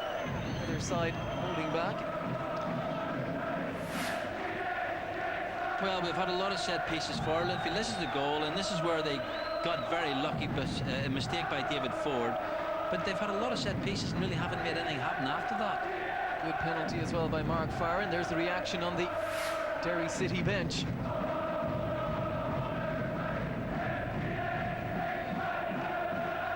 Now Eddie McCallion's throwing. 5 minutes of normal time remaining in this half. It's for O'Flynn, who has skipped away from the would-be challenge of Murphy. Stands a big cross up towards the back post. Manus drops it, but under pressure, too much pressure.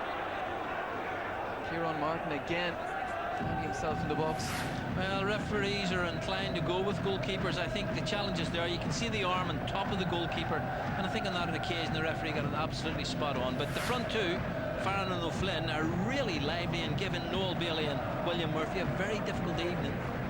Well, they're really enjoying their trip to the wide expanses of Windsor Park. Plenty of room for quick players out there. Deary. Ferguson will settle for the throw-in.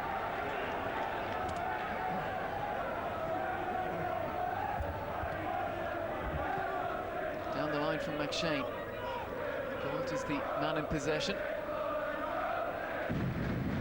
Court trying a little bit too much in a difficult, tight spot.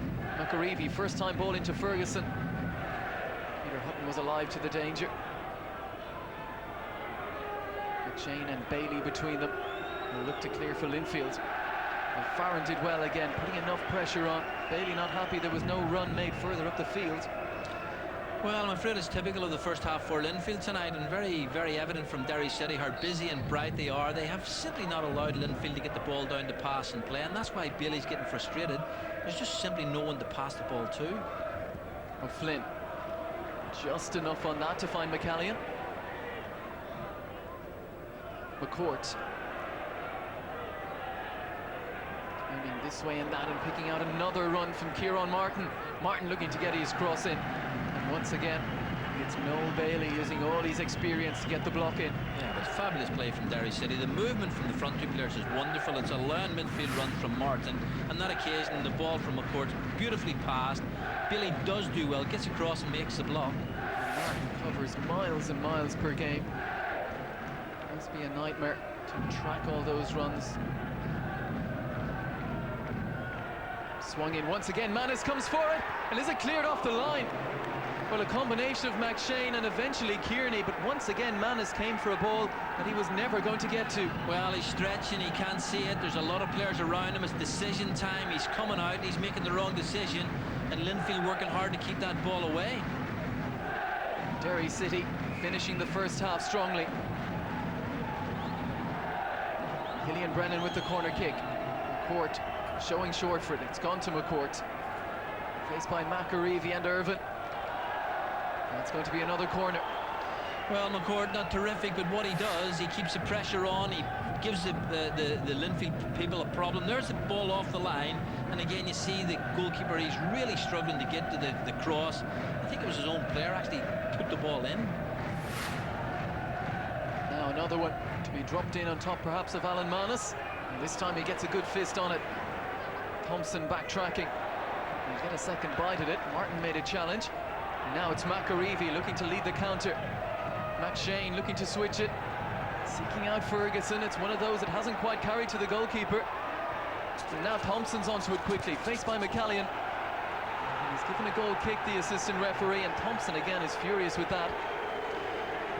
Well, David Ford again called into question. He had to make a decision. He had to come and make it happen. He didn't, and I think it was young McCallion was really tested to try and get the ball away, but they certainly have done that. As we approach half-time, I think Stephen Kenny will be very pleased with his team. Well, the big question, of course, is the 90 minutes, how Derry will last at this pace over that, having played just a handful of pre-season games, but so far so good.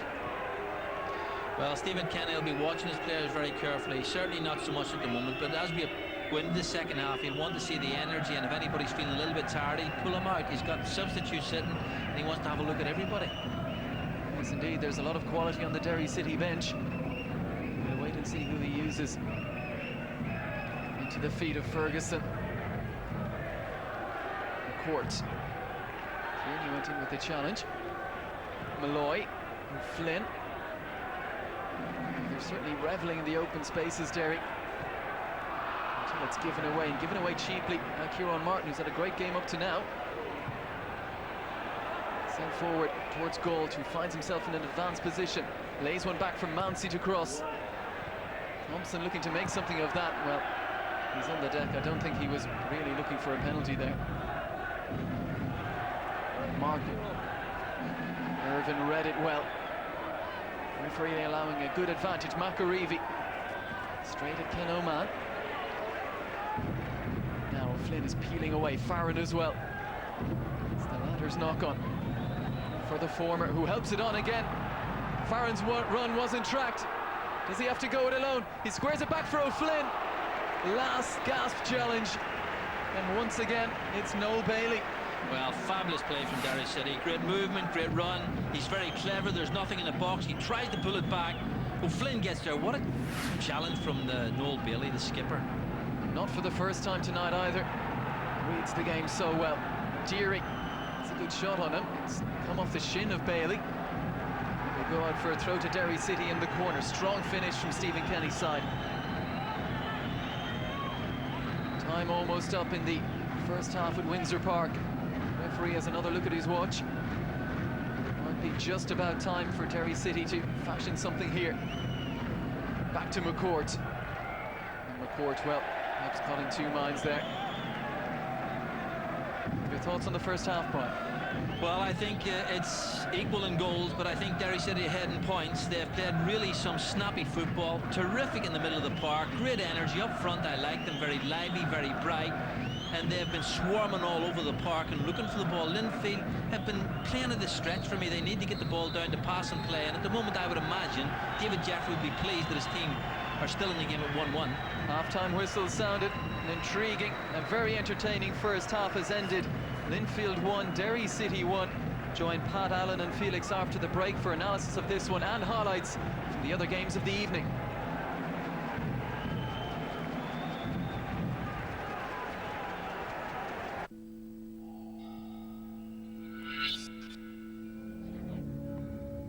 Umbro. Next week here on Setanta Sports, we've 2 nights of action from the Setanta Sports Cup. On Monday we're live at Turner's Cross for Cork City and Drogheda, a repeat of the FAI Cup final. And we'll also have highlights of Dungannon and Portadown.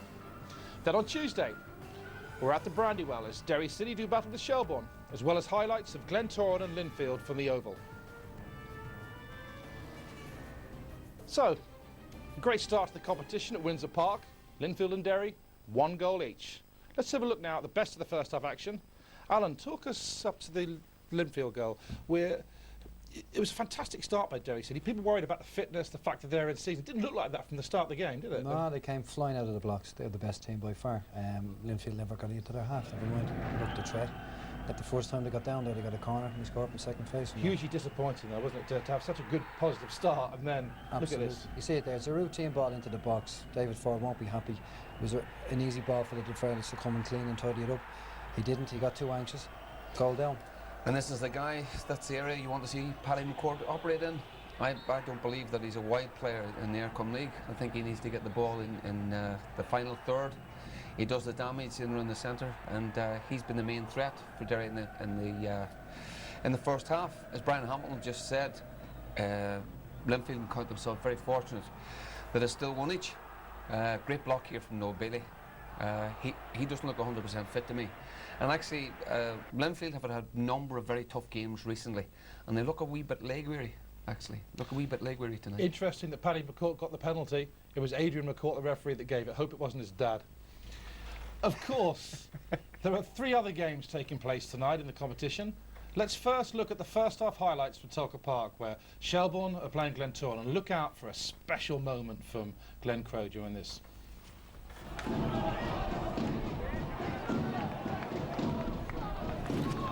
First goal, 29 minutes gone.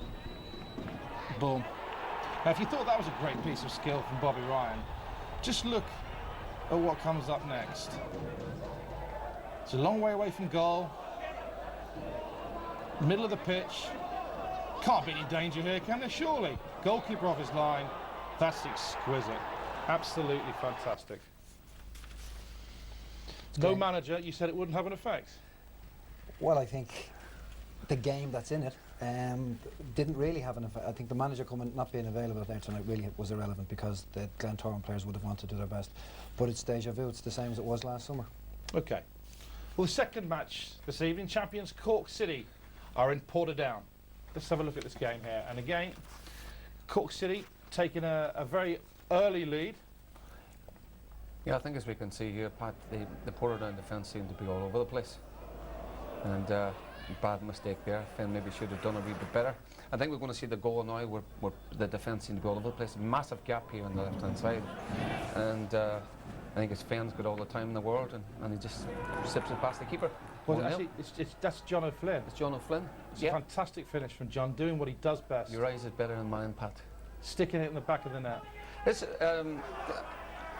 is Darren Kelly, who's was never prolific when he was at the Brandywell as a youngster, but certainly since he's gone to Portadown, he's hit the net on a regular basis, and a good header.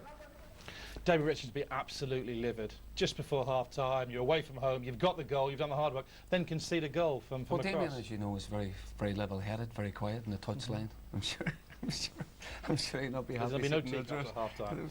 And finally, Drogheda United and Dungannon Swifts. Well, I think we can see this. I don't think this is the goal. Good chance, good save by the keeper. But I don't think the keeper will be too glad to see when we actually get round to seeing the goal. It's been a poor night for goalkeepers. Balance, a number of them have come for crosses. Ford and Mallins at Linfield have looked very poor on crosses. I think it's indicative really of the time of the season is, particularly from the Aircom League side of things, that there's a little bit of ring rustiness with decision making. Looking at this is Dan I tell you what, he's a relieved man, Dan Connor, after that. It's a clear one up. He did something similar last year down in Cork. I think this is the goal here. Another late goal as well. And you know, we thought that, you know, the Aircom League teams, you see that Portadown have got one just before half time, but it's an Aircom League team here, first competitive match of the season, and they've got the goal right at the end of the first half. Well, I think the longer the games go on, that's where the fitness will come into play. These are professional players, Felix, as well. You expect them to be able to prepare for a game. Yeah, but you know as well, Pat, it's one thing being fit, it's another thing being match fit. And once you come to the last 15-20 minutes, I'll be surprised if there aren't quite a number of substitutions made in most of the games. OK, thanks for that, Felix. Alan, after the break, we have the second half live from Windsor Park. Linfield and Derry City. Should be special. Don't go away.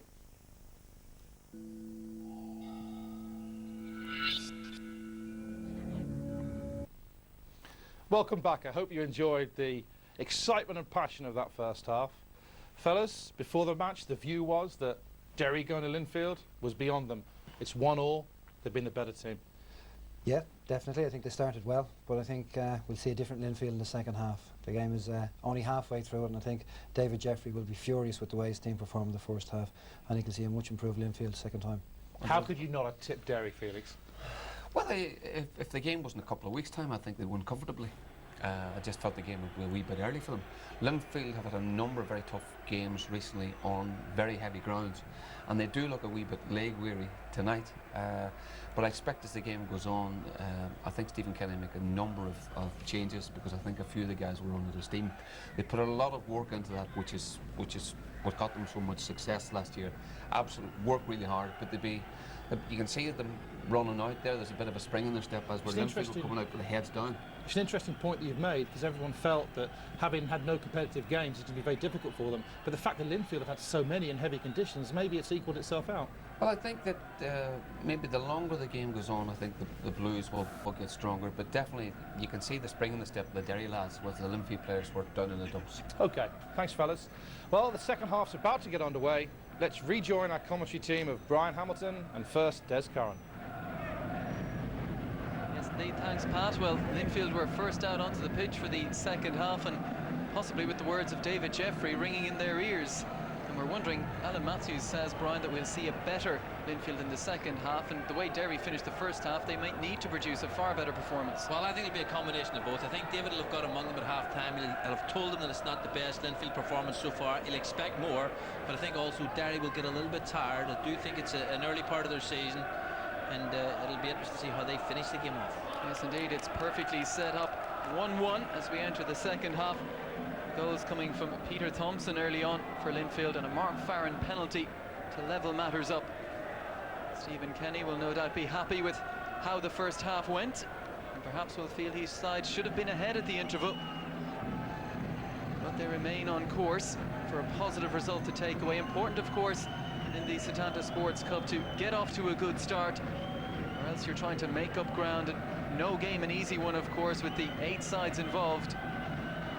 45 minutes then, will we have a winner between Linfield and Derry City on this historic night at Windsor Park? Second half, we're underway. Sent forward immediately by Max Shane, seeking out Ferguson. Oman has done well against Ferguson in the air tonight. Sent in by Irvin. Again, Ferguson is the runner. Kevin Deary will hope to let that one run out of play. And the assistant referee on the far side has given a goal kick.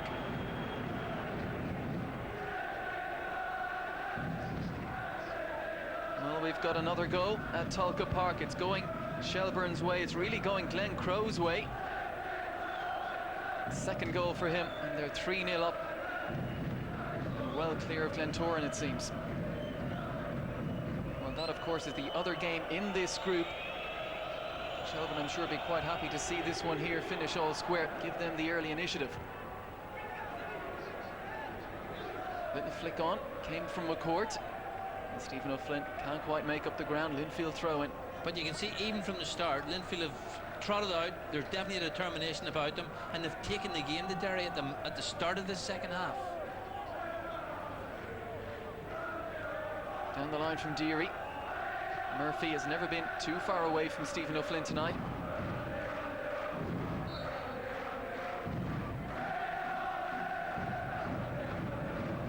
Malloy, back for Deary. Inside from McCourt, the layoff for Deary again. O'Flynn just following his heels a little. Kearney's header. Flick on from Martin. Killian Brennan asking Stephen O'Flynn to get forward here. This time Manus confidently off his line to claim. Well, I look at starting position. He was 6 yards out when that ball was played through, so it made the picking up the ball so much easier. Well, as our analysts in studio were saying, not really a half where either goalkeeper distinguished themselves. Irvin's throw-in. Down the line for Galt.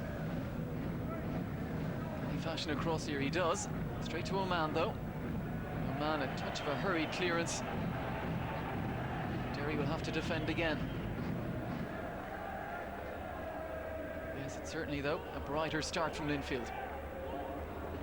Irvin to get his cross in. Ferguson holds it well and looks to lay it off for Galt, who in turn looks to find Thompson. And Kearney will look to get there against Deary, but Deary strong and aggressive, tenacious in defence, even though he runs it out of play now. But that's much better from Linfield. Their passing, their movement, the ball in the front player, much sweeter. And quickly taken throw in. Kearney couldn't take advantage, though. Kearney has had a difficult evening. I think we haven't seen so much of him. He got himself in a terrific position there. And this is the ball in. This is where Ferguson does well. Holds the ball up. Galt comes in. It's a ball into the box. It's a fight. It's a skirmish.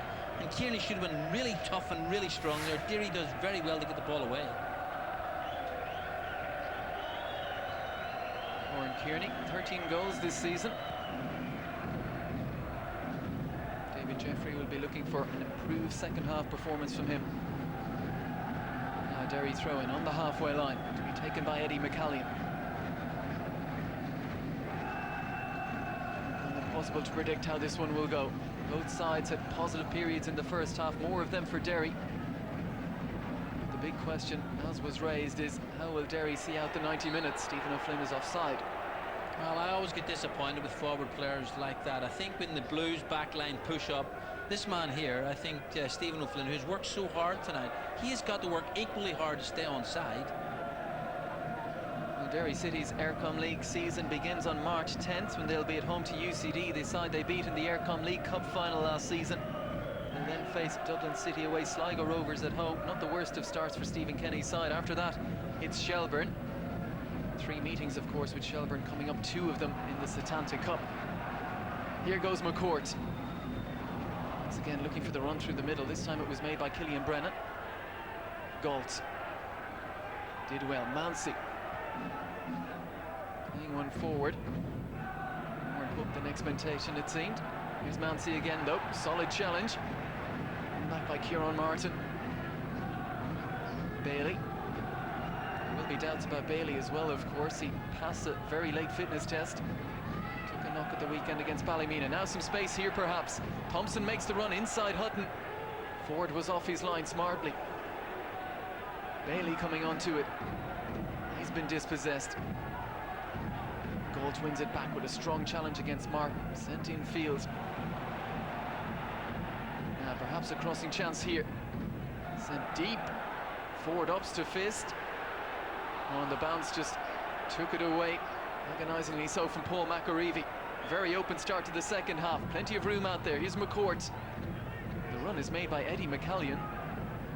Bailey happy to see it back to his goalkeeper. No question of either side settling for a point here. Martin wins a header. Thompson onto it quickly. Solid challenge from Hutton.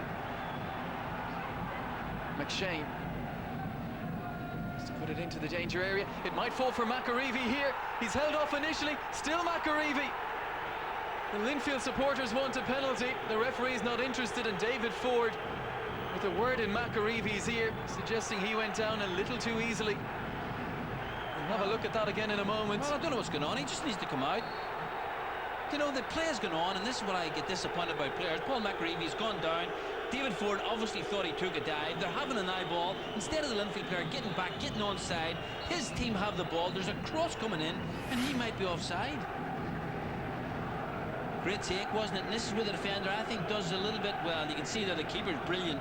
He kept his eye on it. He got down. He made a big hand, a strong wrist, and he made that ball go away. Terrific save.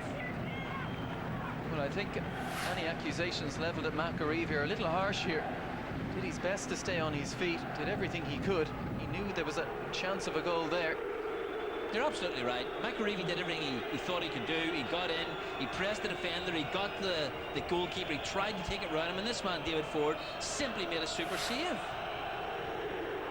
Now it's just added to the tension, to the excitement in the second half now. There's a real feeling of anticipation, a real feeling of pride to be won here tonight after so many years without this competitive fixture being staged, after generations of players missed out on it. So far it hasn't disappointed, has it?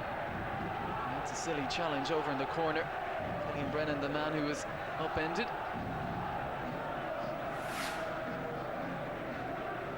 Well, it was more clumsy than anything else, wasn't it? But you've got to be careful. You've got to keep your eye on the defender, on the attacker. You've got to keep your eye on him, make sure what he's going to do. Don't give away silly free kicks. Nancy was the man who gave it away. Now McCourt and Brennan between them will look to conjure something here. It's going to be Brennan's left foot to whip it in with pace. Out at the near post by Bailey, though. Well, it might work out well here for McCourt.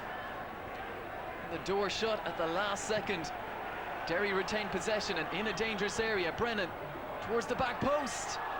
Manus held on, and once again it was Kieran Martin arriving late.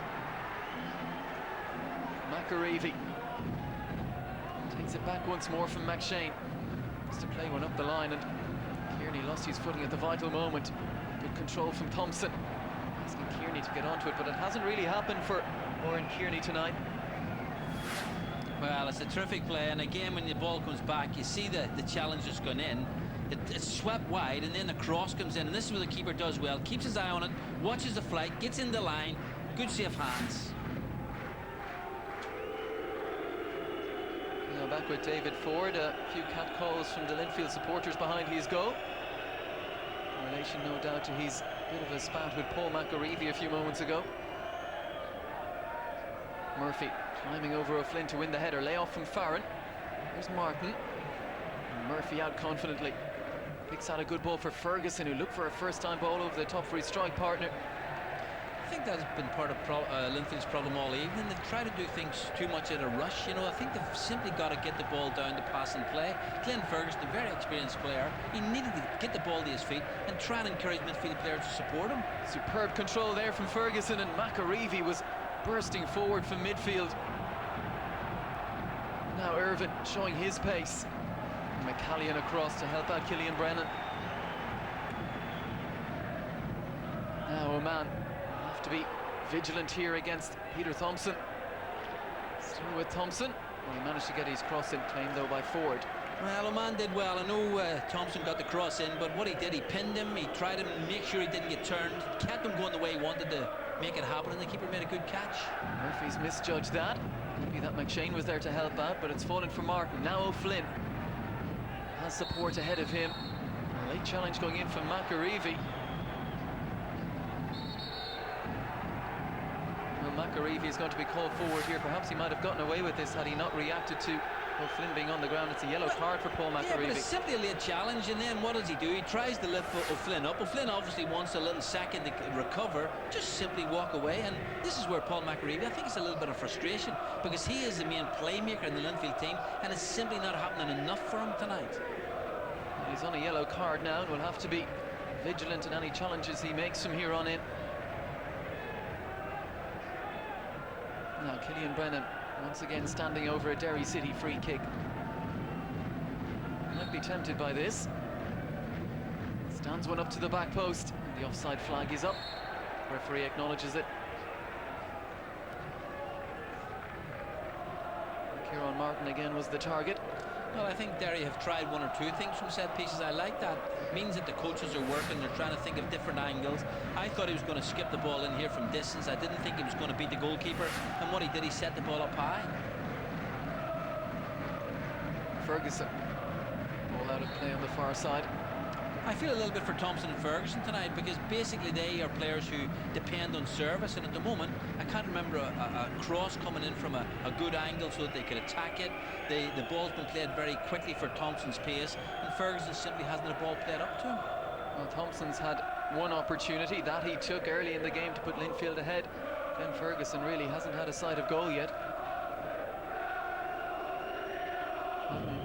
And Oman, I'm sure, we're expecting a sterner test in that respect. Hooked forward by McAreevy. Oman over Ferguson. Now McCallion. The run is made by Farron here. And once again, Bailey reads the game so well.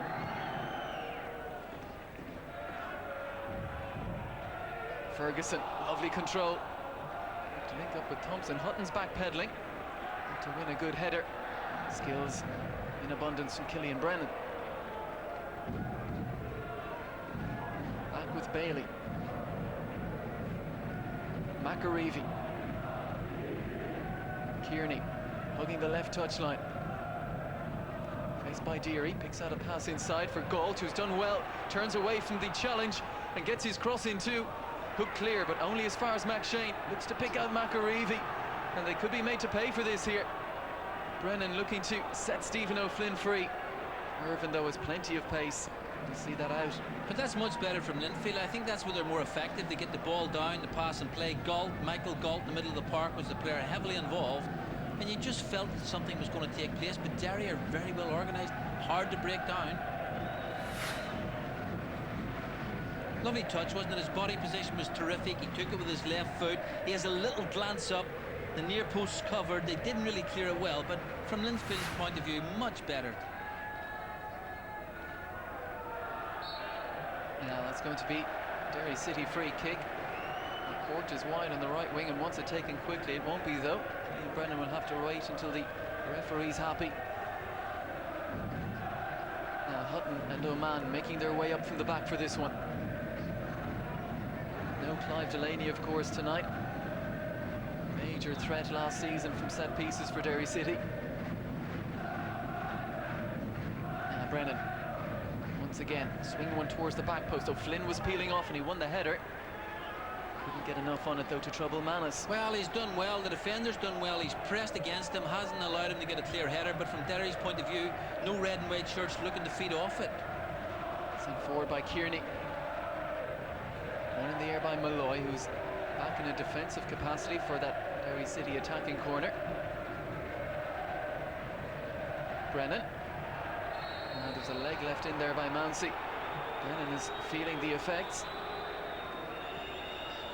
Well, it's always difficult when the ball's there. A defender has to go through with it. You can see it's a challenge. It's coming in. He's got his eye on the ball. He's put his foot there, and unfortunately for the defender, he's kicked right through it.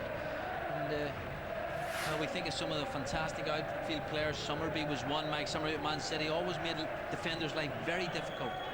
And Killian Brennan is certainly feeling this. There are options, of course, for Stephen Kenny on the Derry City bench. Kevin McHugh a striking option, Eamon Doherty, Rory Higgins, Brian Cash as midfielders. Well, it's an hour played, and David Jeffrey trying to inspire his players, trying to get them to keep it going, because they have actually responded to his half-time talk. I think Stephen Kenny will be the most concerned manager. He'll watch his players now. It's an hour gone. What have they got in the tank? Does he need to inject fresh legs? More pressure perhaps on Linfield tonight as well, being the side in the middle of its run, being the side in the middle of its season, and being the home side here. Well, Felix was speaking about them maybe having 2 or 3 hard games, having 2 or 3 trips, and maybe having an effect. But their confidence must be so high because they're doing so well.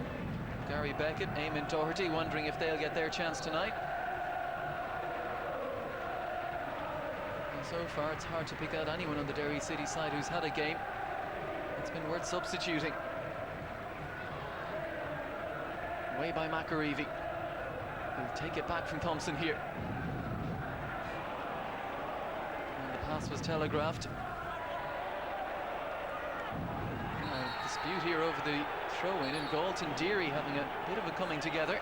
And the referee down quickly to defuse that situation. Well, Kevin Deary's a lucky man.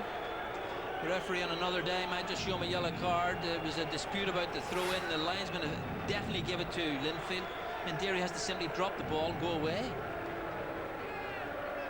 Yes, indeed. Galt looked to take it quickly. Wasn't happy with Deary's involvement there. Now Deary wins that header. Kearney, McShane forward. Thompson hooking one over his shoulder. Malloy was brave. Eventually hacked clear by Barry Malloy, and Farron is on a run here. Manus out from his goal, and that's good goalkeeping. Safety first. Well, 2 brave players, you've got to say. The ball's there, they've got their eye on the ball, and they've both simply been, well, committed, and that's been typical of this evening. McShane and Malloy, neither holding back. Well, Malloy was a possibility at centre-back tonight if Ken Oman didn't make it. Versatile player.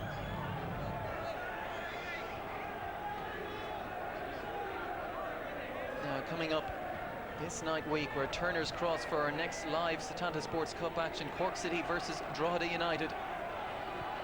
Monday, March 6th, again at Turner's Cross. Dungannon Swifts the visitors. And for details on how you can subscribe to see these games in the Republic of Ireland, text SS Live Setanta Sports Cup to 53539. And if you're in Northern Ireland, text Info Live Setanta Sports Cup 81108, the number you're looking for. And once again, some no-holds-barred challenges going in there. Well, the next goal, Brian, if we are to get one, could prove the crucial one.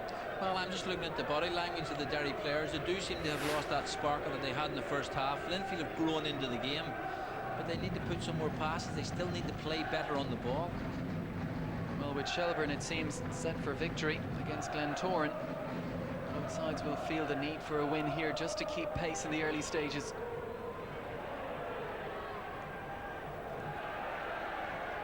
Sent forward by McCallion. Acrobatic interception from Mounsey. Instant control from McAreevy, neatly done as well, but Deary read that. And there's some challenges going in now when the ball has left, as O'Flynn looks to play Farron in again, and again Manus is out quickly, but there are some players leaving legs in here. Well, it's simply lacking in quality, because it does appear as if both teams are tiring a little bit, and when that happens, it's a mental strength thing. You just see them losing control of the ball, playing the ball too early, and if you hold on to the ball, your touch isn't right, you're going to invite a challenge, and that's when the knocks take place.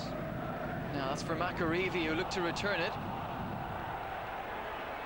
And still he goes, and this time the referee left with no option as McAreevy was sent sprawling on the deck.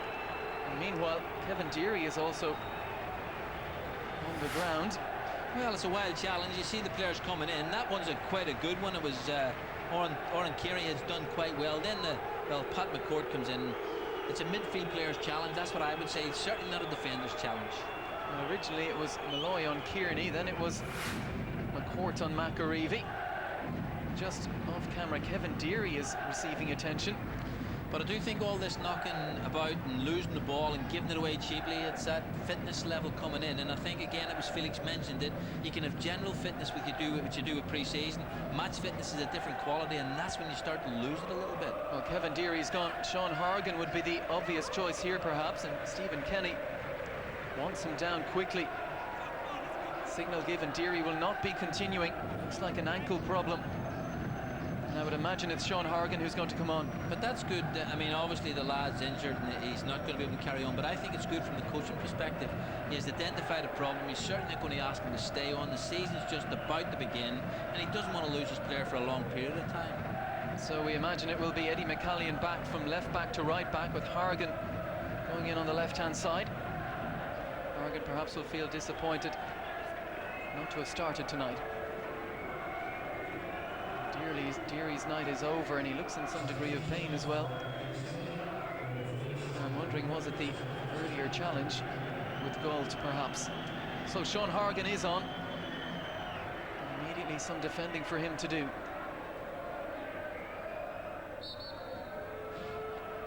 Mounsey to deliver here. McAreevy has gone down in the box, and it was Horgan, I think, the person involved. O'Flynn. Atmosphere is hotting up at Windsor Park. We expected it might. Here's O'Flynn again. Ball over the top for Farron, who's offside. Well, that will be worth watching again. Well, the official very quick with his flag up, and the Linfield defence playing a very, very high line, and this man's very quick. It was a super space. If he had held his run, hanging the back shoulder of the last defender, now you can see it. Well, I think it's something and nothing. I think they're both looking away. I'm just looking at the free kick, and basically it wasn't good enough.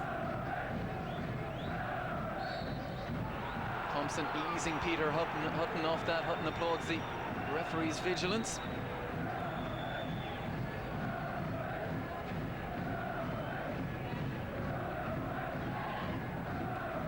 David Ford has to launch one downfield, met by the head of McShane.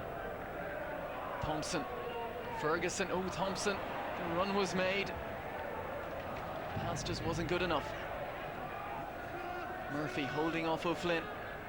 He's done well, and O'Flynn just had a little nibble at the heels, and it's going to be a Linfield free. Yes, I think I'm looking back at the last incident, and Glenn Ferguson will be mightily disappointed. Came to him, it was a terrific run from Peter Thompson.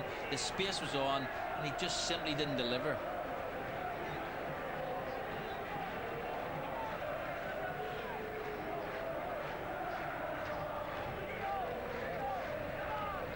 Approaching the final quarter of this game. Still deadlocked. Linfield 1, Derry City 1. O'Flynn, good strength to hold off Murphy in that event. Bailey won a header, but they could be in here. Man spare at the back post if Farron can pick him out. and it's Killian Brennan. Danger still not clear. McCourt to slide one across, and it's put behind. But Killian Brennan is still wondering why it wasn't played to him. Well, it's good play from Derry, I've got to say. They're patient, and this pass through, it's a lovely pass through. McCourt comes on there, his selection's right, he paces the ball across the face of the goal, inviting the forward player to come in. It might have come off a defender, hard to defend against, and Linfield luckily got the ball away.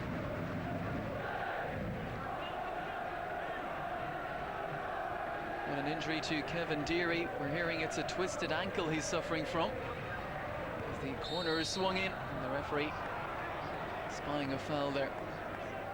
Well, I'm actually looking at that corner kick, and actually 2 Derry men get in. Oman was one of them, and nobody really challenging with them, and they just misjudged the flight of the ball. If failing that, if he had kept his eye on it, it was a big problem for the Linfield goalkeeper. Well, he had a chance in the first half, Ken Oman, who was given his senior football debut by Stephen Kenny at Bohemians. That's Oman challenging against Thompson. Wins the second header. O'Flynn. That's for McCourt. Cushioning one forward. Bailey reacts well once again. Hutton against Thompson. 2 experienced campaigners. Kearney.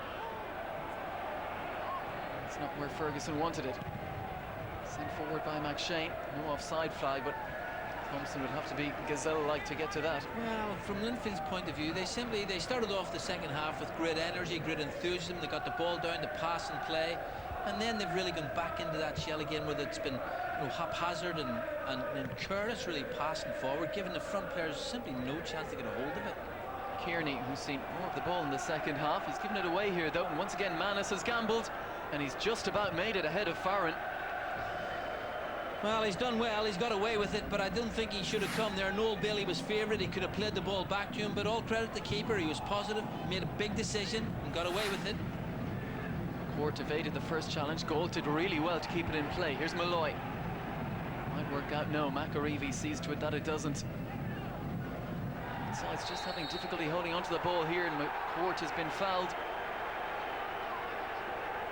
Michael Gold, the transgressor. Well, Gold and McAreevy has certainly got in the faces of... Well, McCourt's clever, he lets the ball run across his body, and he says to the defender, if you're going to get it, you're going to have to get through me. If you don't get the ball, you're going to get me, and he's got what he wanted. McCourt, a free kick in a semi-dangerous position. Swung in again by Brennan. It's a poor one, though. Brennan will get a second chance. Not really as poor as the first one, as Bailey got the header away. Now, Linfield have pushed out here. And once again, Bailey reads the situation so well. He was one of those who'd initially pushed out. Spotted the danger. He's been quite outstanding tonight, and it's just as well for Linfield he has. He has read so many difficult situations well and cleaned up at the back. He was their major doubt, of course. You can see how much he means to Linfield, how influential he is. David Jeffrey was giving him every chance to make this game. Malloy. That's for O'Flynn. Bit of a hospital ball, though, as Murphy was arriving strong behind him.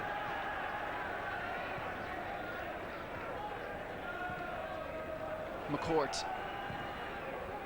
Shane got a foot in. Layoff from Martin, from Malloy. Back to Martin again. Hargan will fancy a shot here. Substitute looking to make a quick impact. Well, I think Martin got in his road, to be honest with you. I think he came on the shot. If he had just let him know he was there, you can see him coming across, and he almost blocked him off.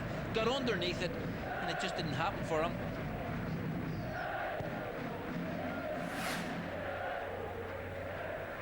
Ferguson.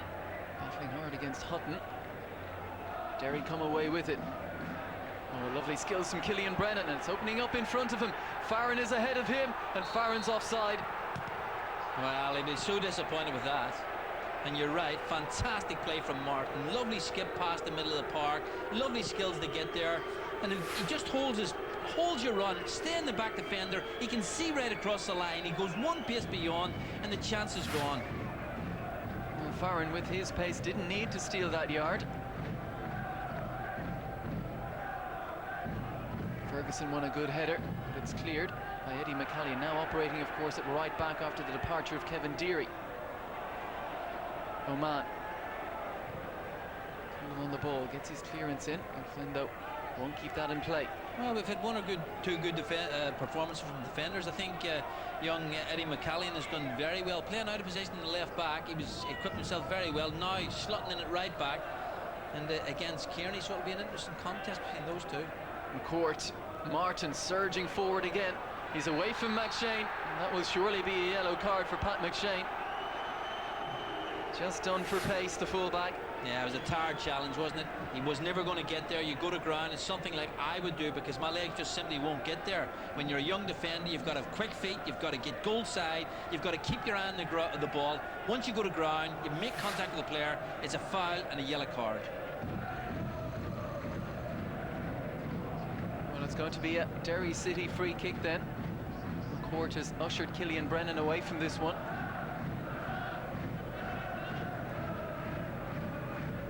Now swung in by McCourt. Man was arriving late.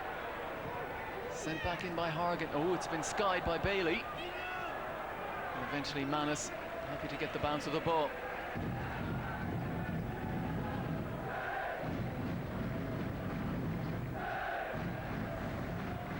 Confirmation of that yellow card for the Linfield left back Pat McShane.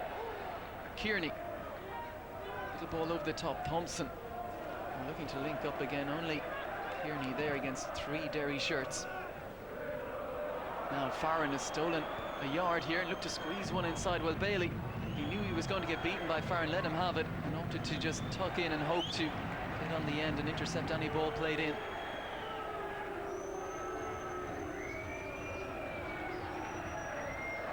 Irvin loses out in a bad situation. Killian Brennan coming forward. And once again, it's Bailey making a superb challenge. Kearney. Important touch from Oman as Thompson was looking to get in round the back. No offside here. Stephen O'Flynn looks to square one into the middle for Farron. You know, the referee and the linesman, the assistant, got that absolutely right. Farron was the player offside, O'Flynn wasn't. Farron didn't take part in the play. He came in second up. O'Flynn ran through, and he should have done better. He looked up. Now you've got to select, get the ball in. Linfield getting back, got the ball away, but that was a big chance for Derry. Well, was there an opportunity for Stephen O'Flynn to be a little more greedy there? Perhaps he was forced just a little bit wide by the pass. It was an opportunity for Derry, one they couldn't take. Still 1-1. McCourt, again Derry worked the short corner. Brennan, lovely touch, and puts one towards the back post, plucked out of the air. But again, it's inventive, I like it. Just a little bit of thought, a little bit of something different, and it almost worked. Galt. Poor ball though, Kieran Martin has it back now, Barry Malloy. Just too much on that for Killian Brennan. Well, it does look like there are a few tired legs out there. Well, I think this is where the coaches come into play. They know their players well, they know the exact work they've done, and they're looking at their faces and they don't want to lose them. That's going to be a free kick as Peter Thompson was upended. Kevin McHugh, you may have seen a shot of on the sideline. Looks like he's going to be introduced. Here was Oman tangling with Peter Thompson.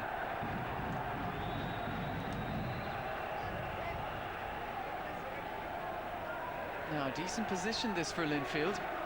Needs a quality delivery though. McHugh waits on the sideline. Header clears by Ken Oman. McShane has 3 Derry men converged on him. McCallion wins it, and McShane does well to keep it in play. Faced by McCourt. McCourt is looking to get his challenge in. McShane sticking to his task, and he's won his side a free kick. Well, McCourt has done well on that occasion. McShane, tenacious little full-back, wanted to get the ball on his left foot, but McCourt working hard in the middle of the park.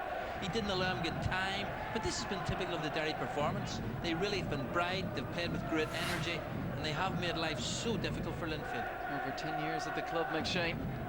Now swung in by Mounsey. Owen Ford didn't opt to catch that either. Just looked to get a fist on it. McCourt looking to spring McFarren here.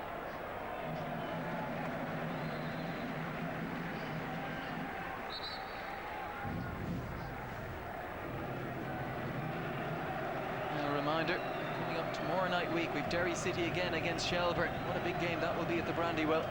And for details on how to subscribe to Setanta Sports in the Republic of Ireland, text SS Live Setanta Sports Cup to 53539.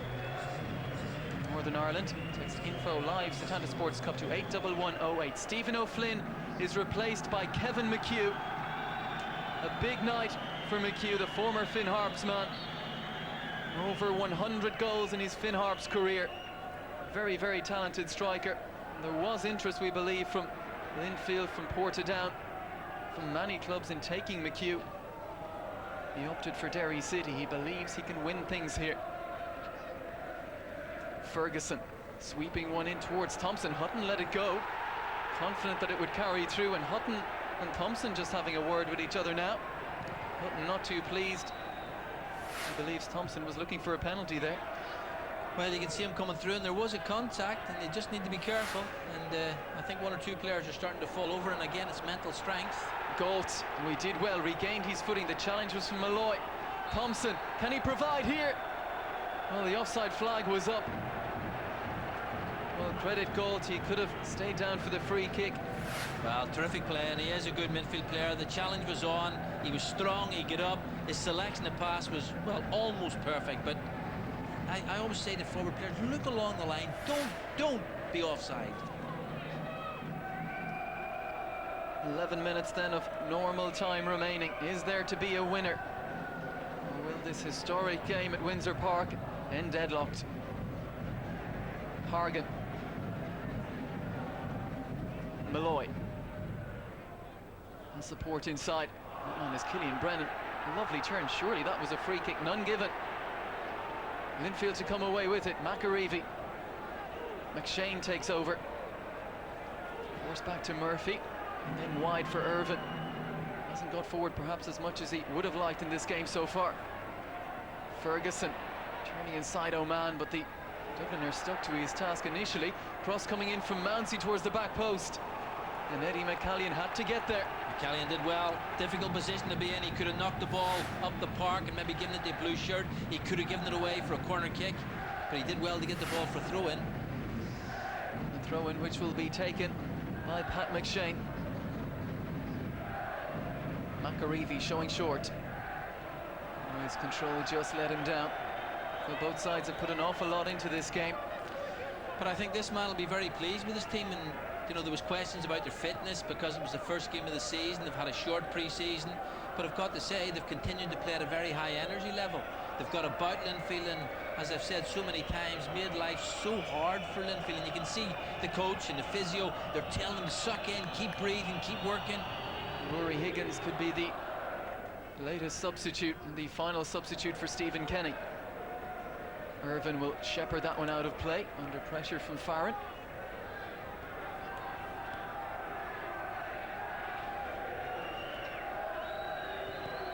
Now, which side is better equipped to go on and win it in these late stages?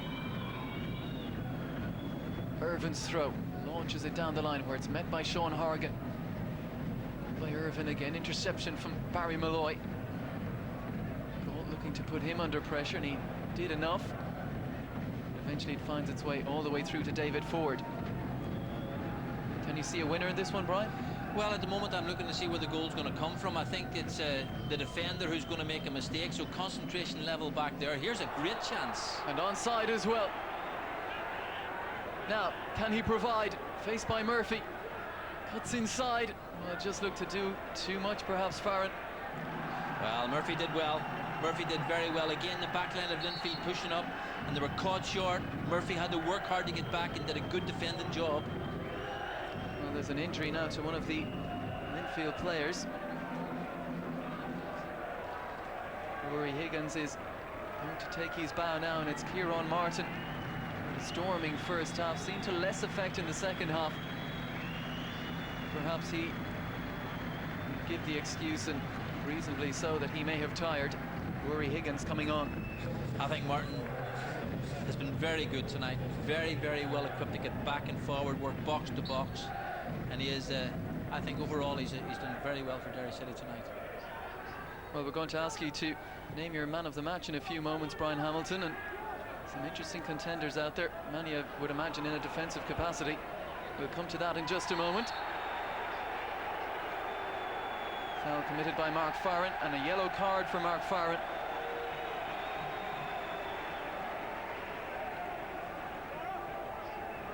Farren goes into the book then. Well, it was a tired challenge more than anything else, and I think that's what you're seeing at the moment. Stephen Kenny will be watching his players very carefully now, telling them to move their feet, keep their heads very bright and alive, and try and not get yourself in the book and maybe miss games later on in this competition. David Jeffrey is going to change things up in a few moments' time. Aidan O'Kane is waiting to enter the fray. Good win in the air from Malloy. Made back by McCourt to Malloy once more. Here's Farren, holding it up well. Bailey's in solidly. Oh, it's been given his handball here, and the Linfield skipper is irate with that decision from the referee.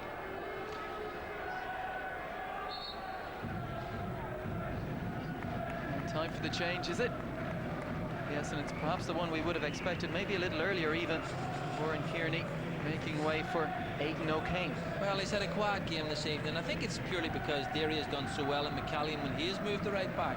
So Kearney has really not set the place alight tonight.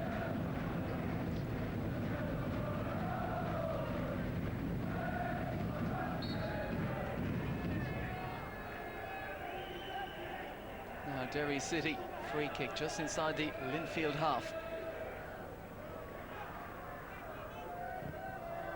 Stood up by Rory Higgins. Horgan was coming in to make the challenge. Manus always favoured though. Well, it was a brave challenge from Horgan. He did so well, he kept his eye on the ball. On that occasion, Alan Manus did exactly the same. Higgins again, straight into the action, the substitute. Good win by Oman in the air. There's Bailey's header. Irvin. Thompson as always.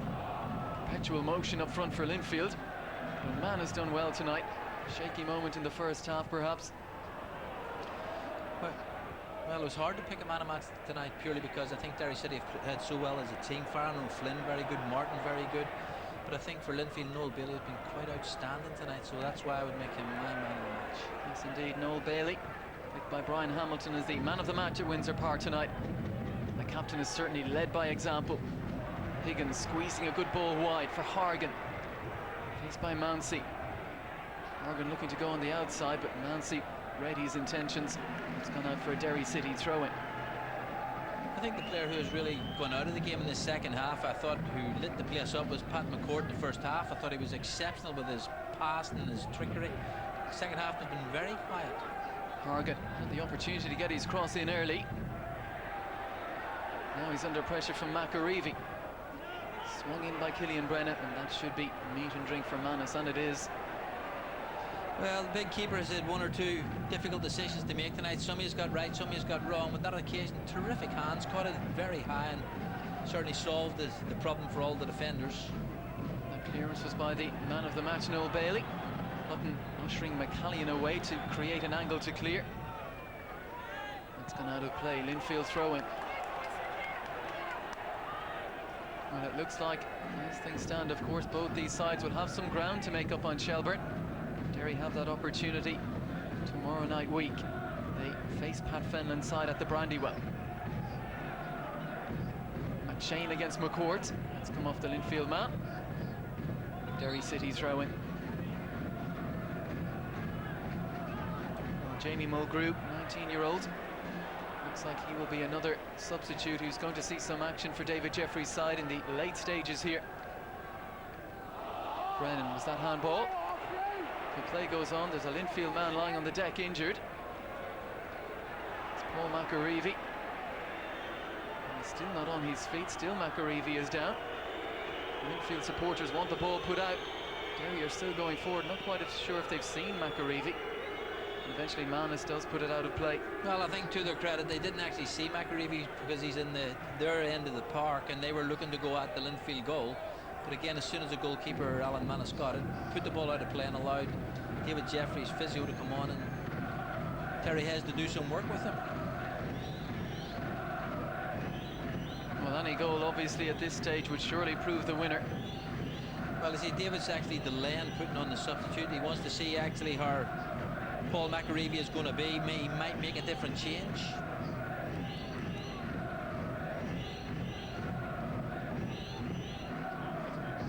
Well, both sides will take positives and negatives from this, I'm sure. Derry City will be happy with how they've seen out the 90 minutes.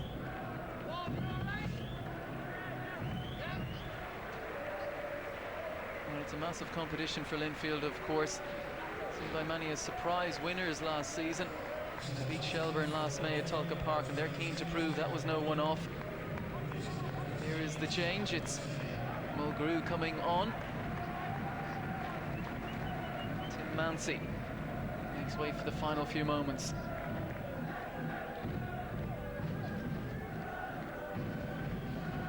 Now Kevin McHugh sportingly throws it back to Manus.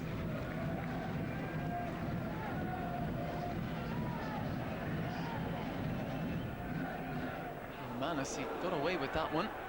He's being closed down by McHugh. Be it carried past the former Finn Harp striker. Hutton's header. Good win in the air from Galt, who's come more and more into this game. Murphy lets it run at the behest of Bailey.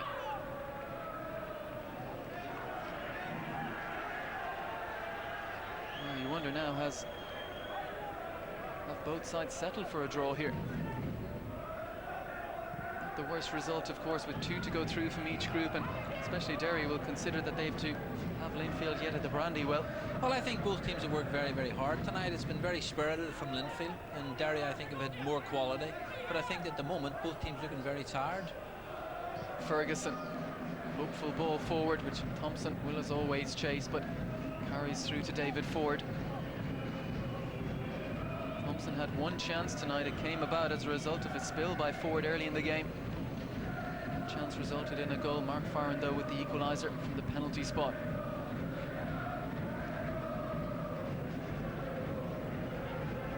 Well, the atmosphere must be mentioned as well, Brian. And there were some thoughts and some suggestions that it might be a difficult game. But so far, and we're happy to report, there's been absolutely a fantastic atmosphere. Plenty of banter, of course, as we would have expected.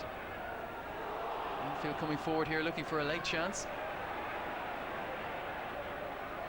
Now, they would have been expected to finish the stronger. Matt Shane gave a pass without even looking, and Farron was there.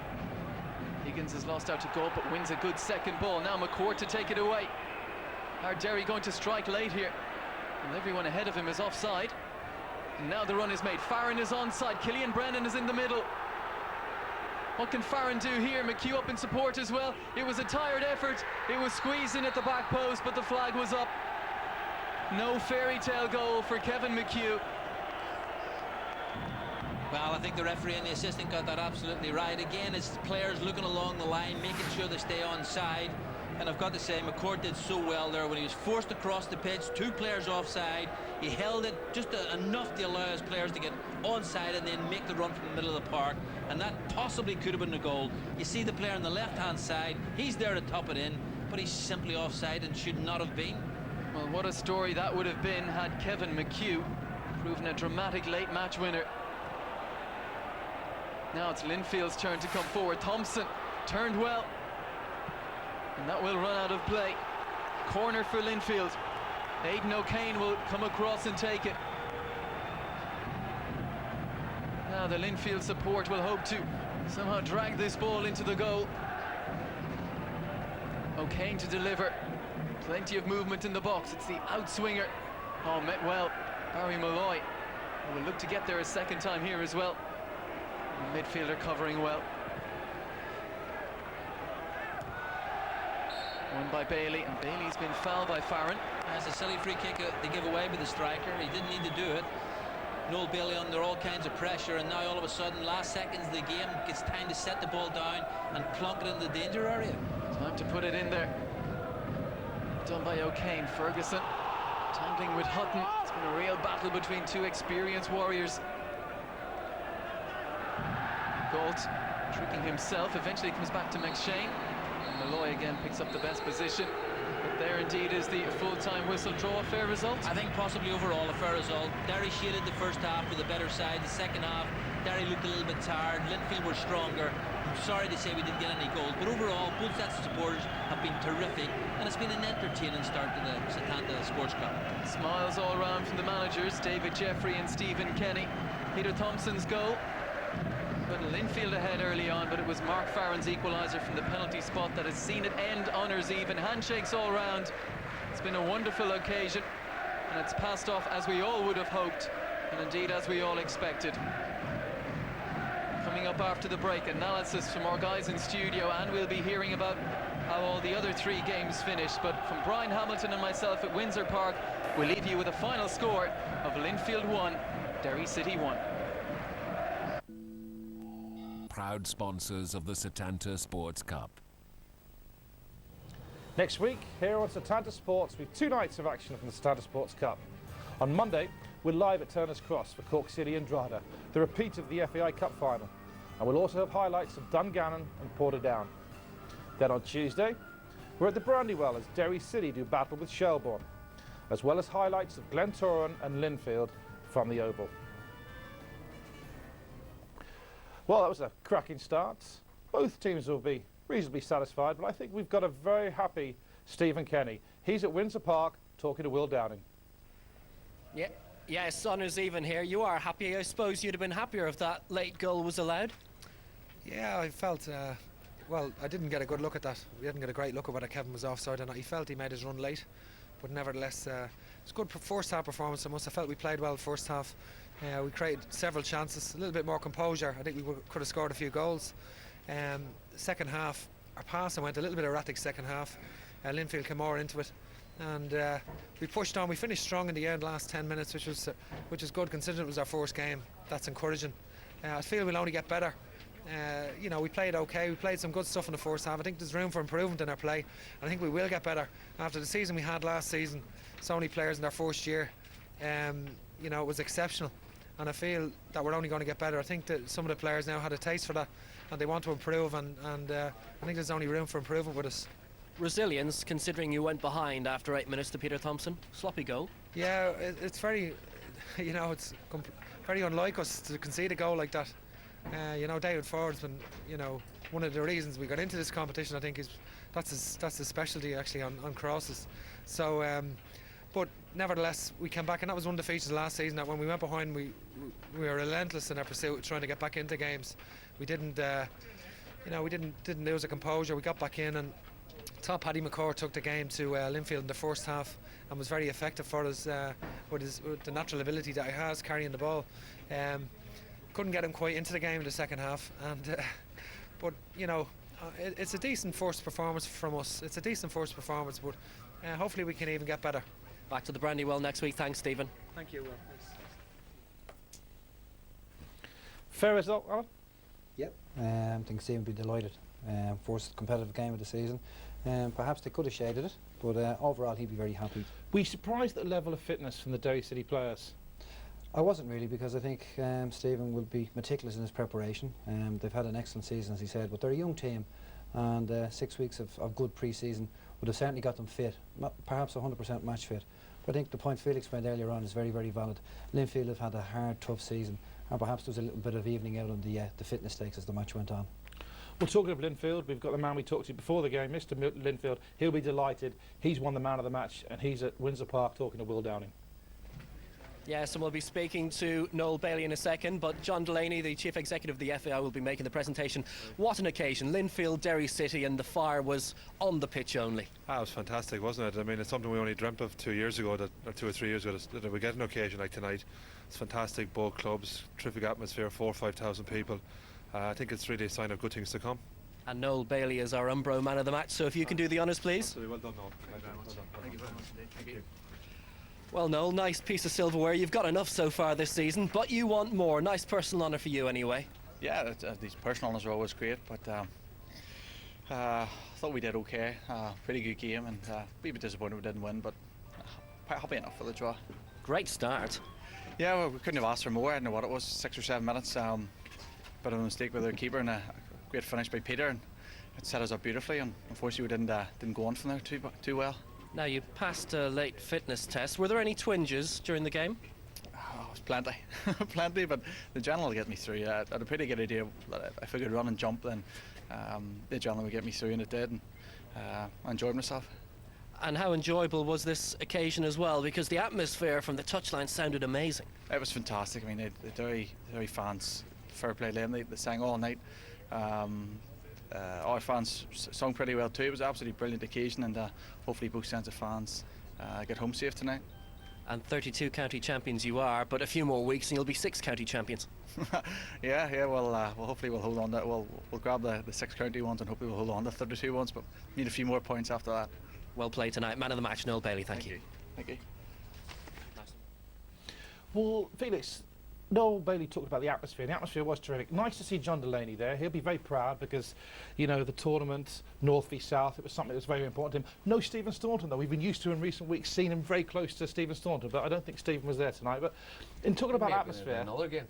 Maybe possibly more important FAI games on this evening. But when you talk about the atmosphere, OK, the result is very, very important, but there seemed to be a tremendous spirit. It wasn't one of those games where the political correctness took over, there was no tackles. It was a real game. Well, I think that Derry will feel disappointed they didn't win that match. They were by far the better team. Linfield were very disappointing. I mean, I've said this before, I don't believe that the best teams in the Irish League would count in the Eircom League. I was amazed when Linfield won the competition last year. But I thought tonight, with all the confidence and belief that they've gained over the last 4 or 5 months, would have given them the edge tonight. But you're talking about a team that's you know, unbeaten for a whole season so far. They've already won a trophy. They won a European game as well, which is a breakthrough for them, which was very, very important. I mean, sure, they would live. I mean, they'd be competitive. Liverpool, a massive club in the Eircom League. Yeah, I mean, I've said before the match, they're the biggest club in the country. They're the biggest club in the country, but they're playing in a league that's got enormous problems. They're playing in a league that's enormous problems, and there's an awful lot of teams there that are not senior teams. There aren't enough players. But would it be fair to say that, you know, you've got to give Derry credit this evening for the way that they played? They didn't allow Linfield to be impressive. I thought Derry were fantastic tonight. Yeah, I think as Stephen said, composure at times. Paddy McCourt in the first half was the one who was causing them the damage.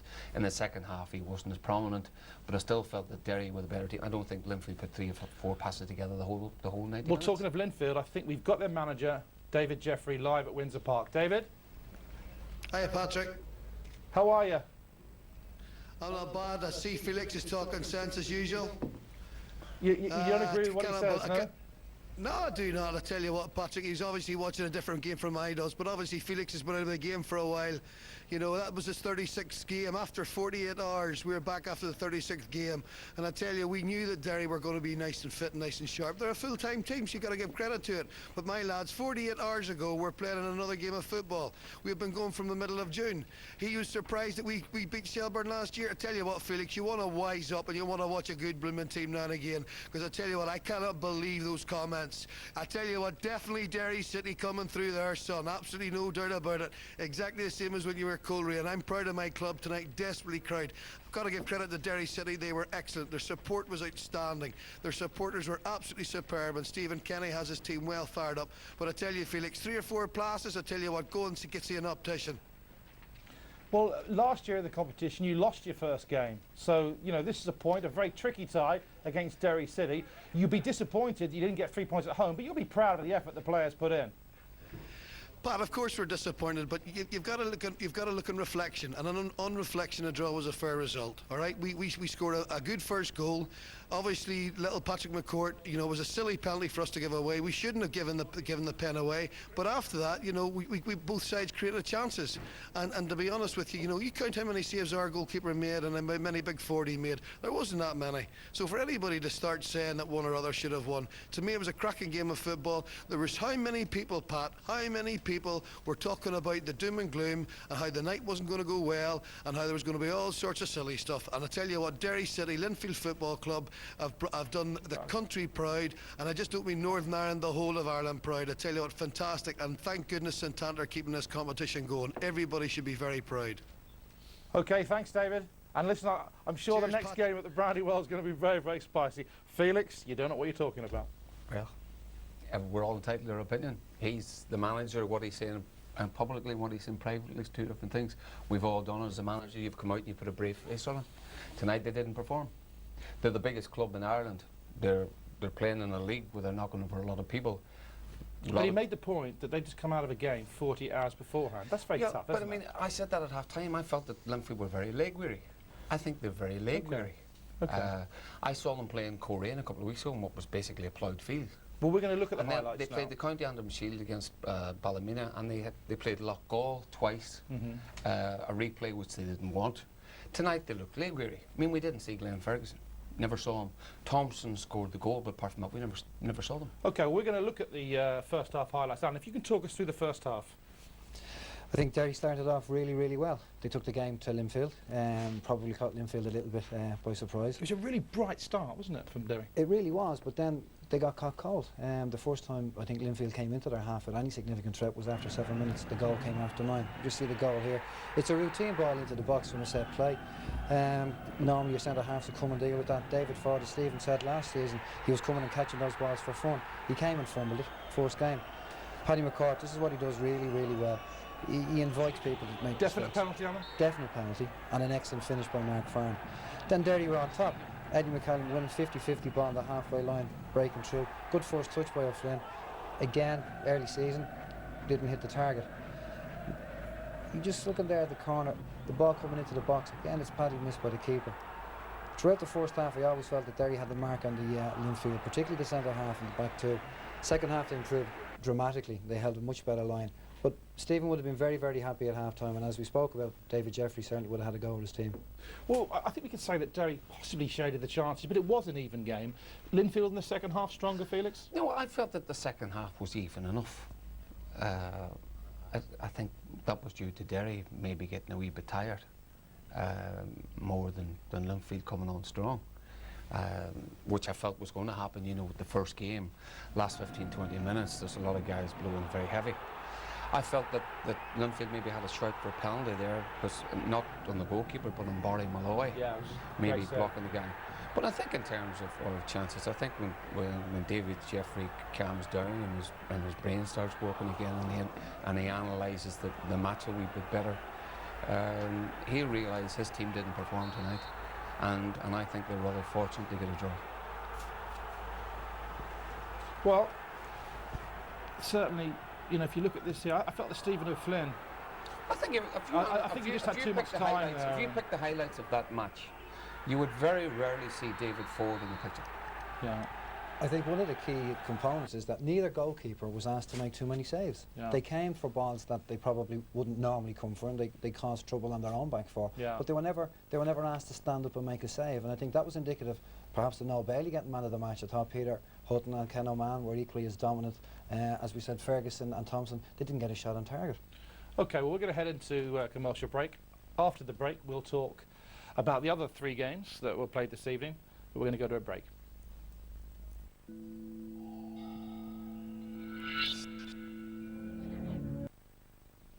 Well, we saw a marvellous start to the competition at Windsor Park, but there were 3 other very important games in the competition. Shelbourne, disappointing season last year. Setanta Cup, patchy form. At home to Glentoran, a magnificent win. They'll be absolutely delighted. They beat Glentoran in the Champions League. They did exactly the same. Damage done in the first half. Again, superb quality goals. When the ball comes back to Bobby Ryan, there's not really a lot of danger. Slips it just back here. Nice little feint. Look at this. Goalkeeper will be very, very disappointed. Question mark about where the manager was. Question mark about where the goalkeeper was as well, looking at that. You don't wish to be too hard on lads, but certainly, if that was bad, he was off his line again. Maybe it's something they spotted. And look at this. You won't see a better goal. Vision, execution. And he wasn't a long way out. You have to feel very, very sorry in situations like that, but fantastic play. And Glenn Crowe would have been disappointed last season. Jason Burnout tonight. And just finished off there with Gary O'Neill. Great finish, good strikers. Pat Fennell will be very pleased. Alan? Good start, yeah. First game of the season. And delighted, as you said, patchy last year in the Setanta Cup, but great start. Okay, we could turn to Group 1 now. Group 2, the group of death. Surely Group 1, the group of great difficulty. I mean, Cork haven't got an easy start, have they, away to Portadown? Talk us through that game. Difficult game. I think they'll be probably happy enough with a draw, but possibly a little bit disappointed in conceding a goal just before half-time. They did the same last year as well, didn't they? Went ahead and then conceded one. A little lapse in concentration, and these things will kill you. I think you need to pick up a win as soon as you can in this competition, because it is very, very difficult. I think when you look at the game, Cork started off well. They got a goal after 20 minutes or so, but Darren Kelly popped up just before half time to take it into the second half and give Portadown something to really have to go for. We can hear Shelbourne manager, a very happy Pat Fenlon. You're off to a winning start, Pat. Happy with the overall performance? Yeah, I was very pleased with the performance. First half I thought we were exceptional. Second half was very professional, and we ran out good winners in the end. 3 terrific goals. Training ground, I presume? No, I think they were very good goals. Glenn's 2 finishes were smashing, and the other goal was a very good goal as well. So we're very pleased. It's the first game of the season. We're not getting too carried away. We played well enough. Some little basic errors that we can tinker around with a little bit, but in general the overall performance was very pleasing. You dominated for the full 90. Were you perhaps expecting more of a contest from Glentoran? Yeah, you always expect a contest from teams. In fairness, people might think it was easy, but we had to work hard to create the chances we did. And in fairness to Glentoran, their confidence is a little bit low at the moment. So it wasn't an easy game. I know we had a lot of the play and a lot of the ball, but they're a good side. They've got a lot of honest players, and you still got to go and beat them. Derry next, a potential cracker there. Yeah, it's always a good game ourselves in Derry. We struggled against them last year, so we've got to get our heads on now and plot the downfall of them a little bit. They've had it over us last year, so it's important that we, it's hard to get a look at them now, but we know a fair bit about them from last year. We'll have a look at the tape from tonight's game and then we'll work on them. Thanks, Pat.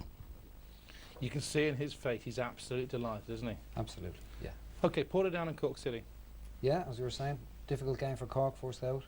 They'd be happy enough coming home with a draw, but I think when you look at the overall game, they'll probably be disappointed. Good little bit of link-up play here by Roy O'Donovan. Sets John O'Flynn in one-on-one with the keeper. He doesn't miss them. He's prolific in front of goal, and I think it was the start he wanted. But again, a little bit of lapse in concentration here. Ball whipped into the box, cleared, taken back out again, and set up by Richard Class. And there's Darren Kelly just getting in front. I think it's big. Dan Murray, and he just gets in front of him there. It's a good finish from Darren Kelly. He doesn't score a lot of goals. Again, nice little bit of link-up play here with Cork. Very good at one-touch football around the edge of the box, and it's a good bit of play. O'Callaghan again, and he's instrumental. And then we're looking here at Portadown coming on, set up by Boyle, and then he comes here. It's a good shot. Keeper's down well to save. Well, we can now hear from the 2 managers and see what their thoughts are. And first, Damien Richardson. Damien, 1 each. Fair result in the end? I thought the second half we more than shaded it. I felt we deserved the winner in the second half. But from my point of view, it was a game that gave me a huge amount. Very, very good performance from the players. The fitness level was very, very impressive. They had the refereeing performance. They had the word Indigenous emblazoned right across it. A Portadown team that would never give up and had some very, very good players. So at the end of the evening, I think it's a draw. I'm happy enough with that, but I'm even more encouraged with the level of the performance. You took that lead with a well-worked goal, but then to concede just before half-time, you were very disappointed with that. I was indeed, because it's part and parcel of this game, competition being so early. We were caught a couple of times with careless mistakes that won't be there in a couple of weeks' time. I'm understanding of that, but notwithstanding that, you still have to be very severe on the players when they make daft mistakes, and it was a daft mistake, and it was a costly mistake. Well, I thought we aced the first half, created a few chances, and obviously we were disappointed to go a goal behind. From we were sitting, we thought it was at least 2 yards offside, but we showed a character and got level at half time. Crucial to get that goal just before the interval. Yeah, it was vital that we got it. I said that obviously gave us a lift. I thought the second half Cork came more into the game, had more possession, and really probably lacked a wee bit of penetration. And we had a couple of chances on the break, but I think overall the draw was a fair result. Well, Droghed's first match of the competition. Their previous game was the fantastic FAI Cup win in December against Cork City. First match in the Setanta Cup. Are they going to win? Dungannon Dungannon difficult enough side. Joe McAree's not bad. He's clever enough. Joe gets his team well organised. He's one of the better managers in the country. But he'll be disappointed with this. I actually think that might have been going wide until the keeper's actually seemed to come off the inside of his right arm.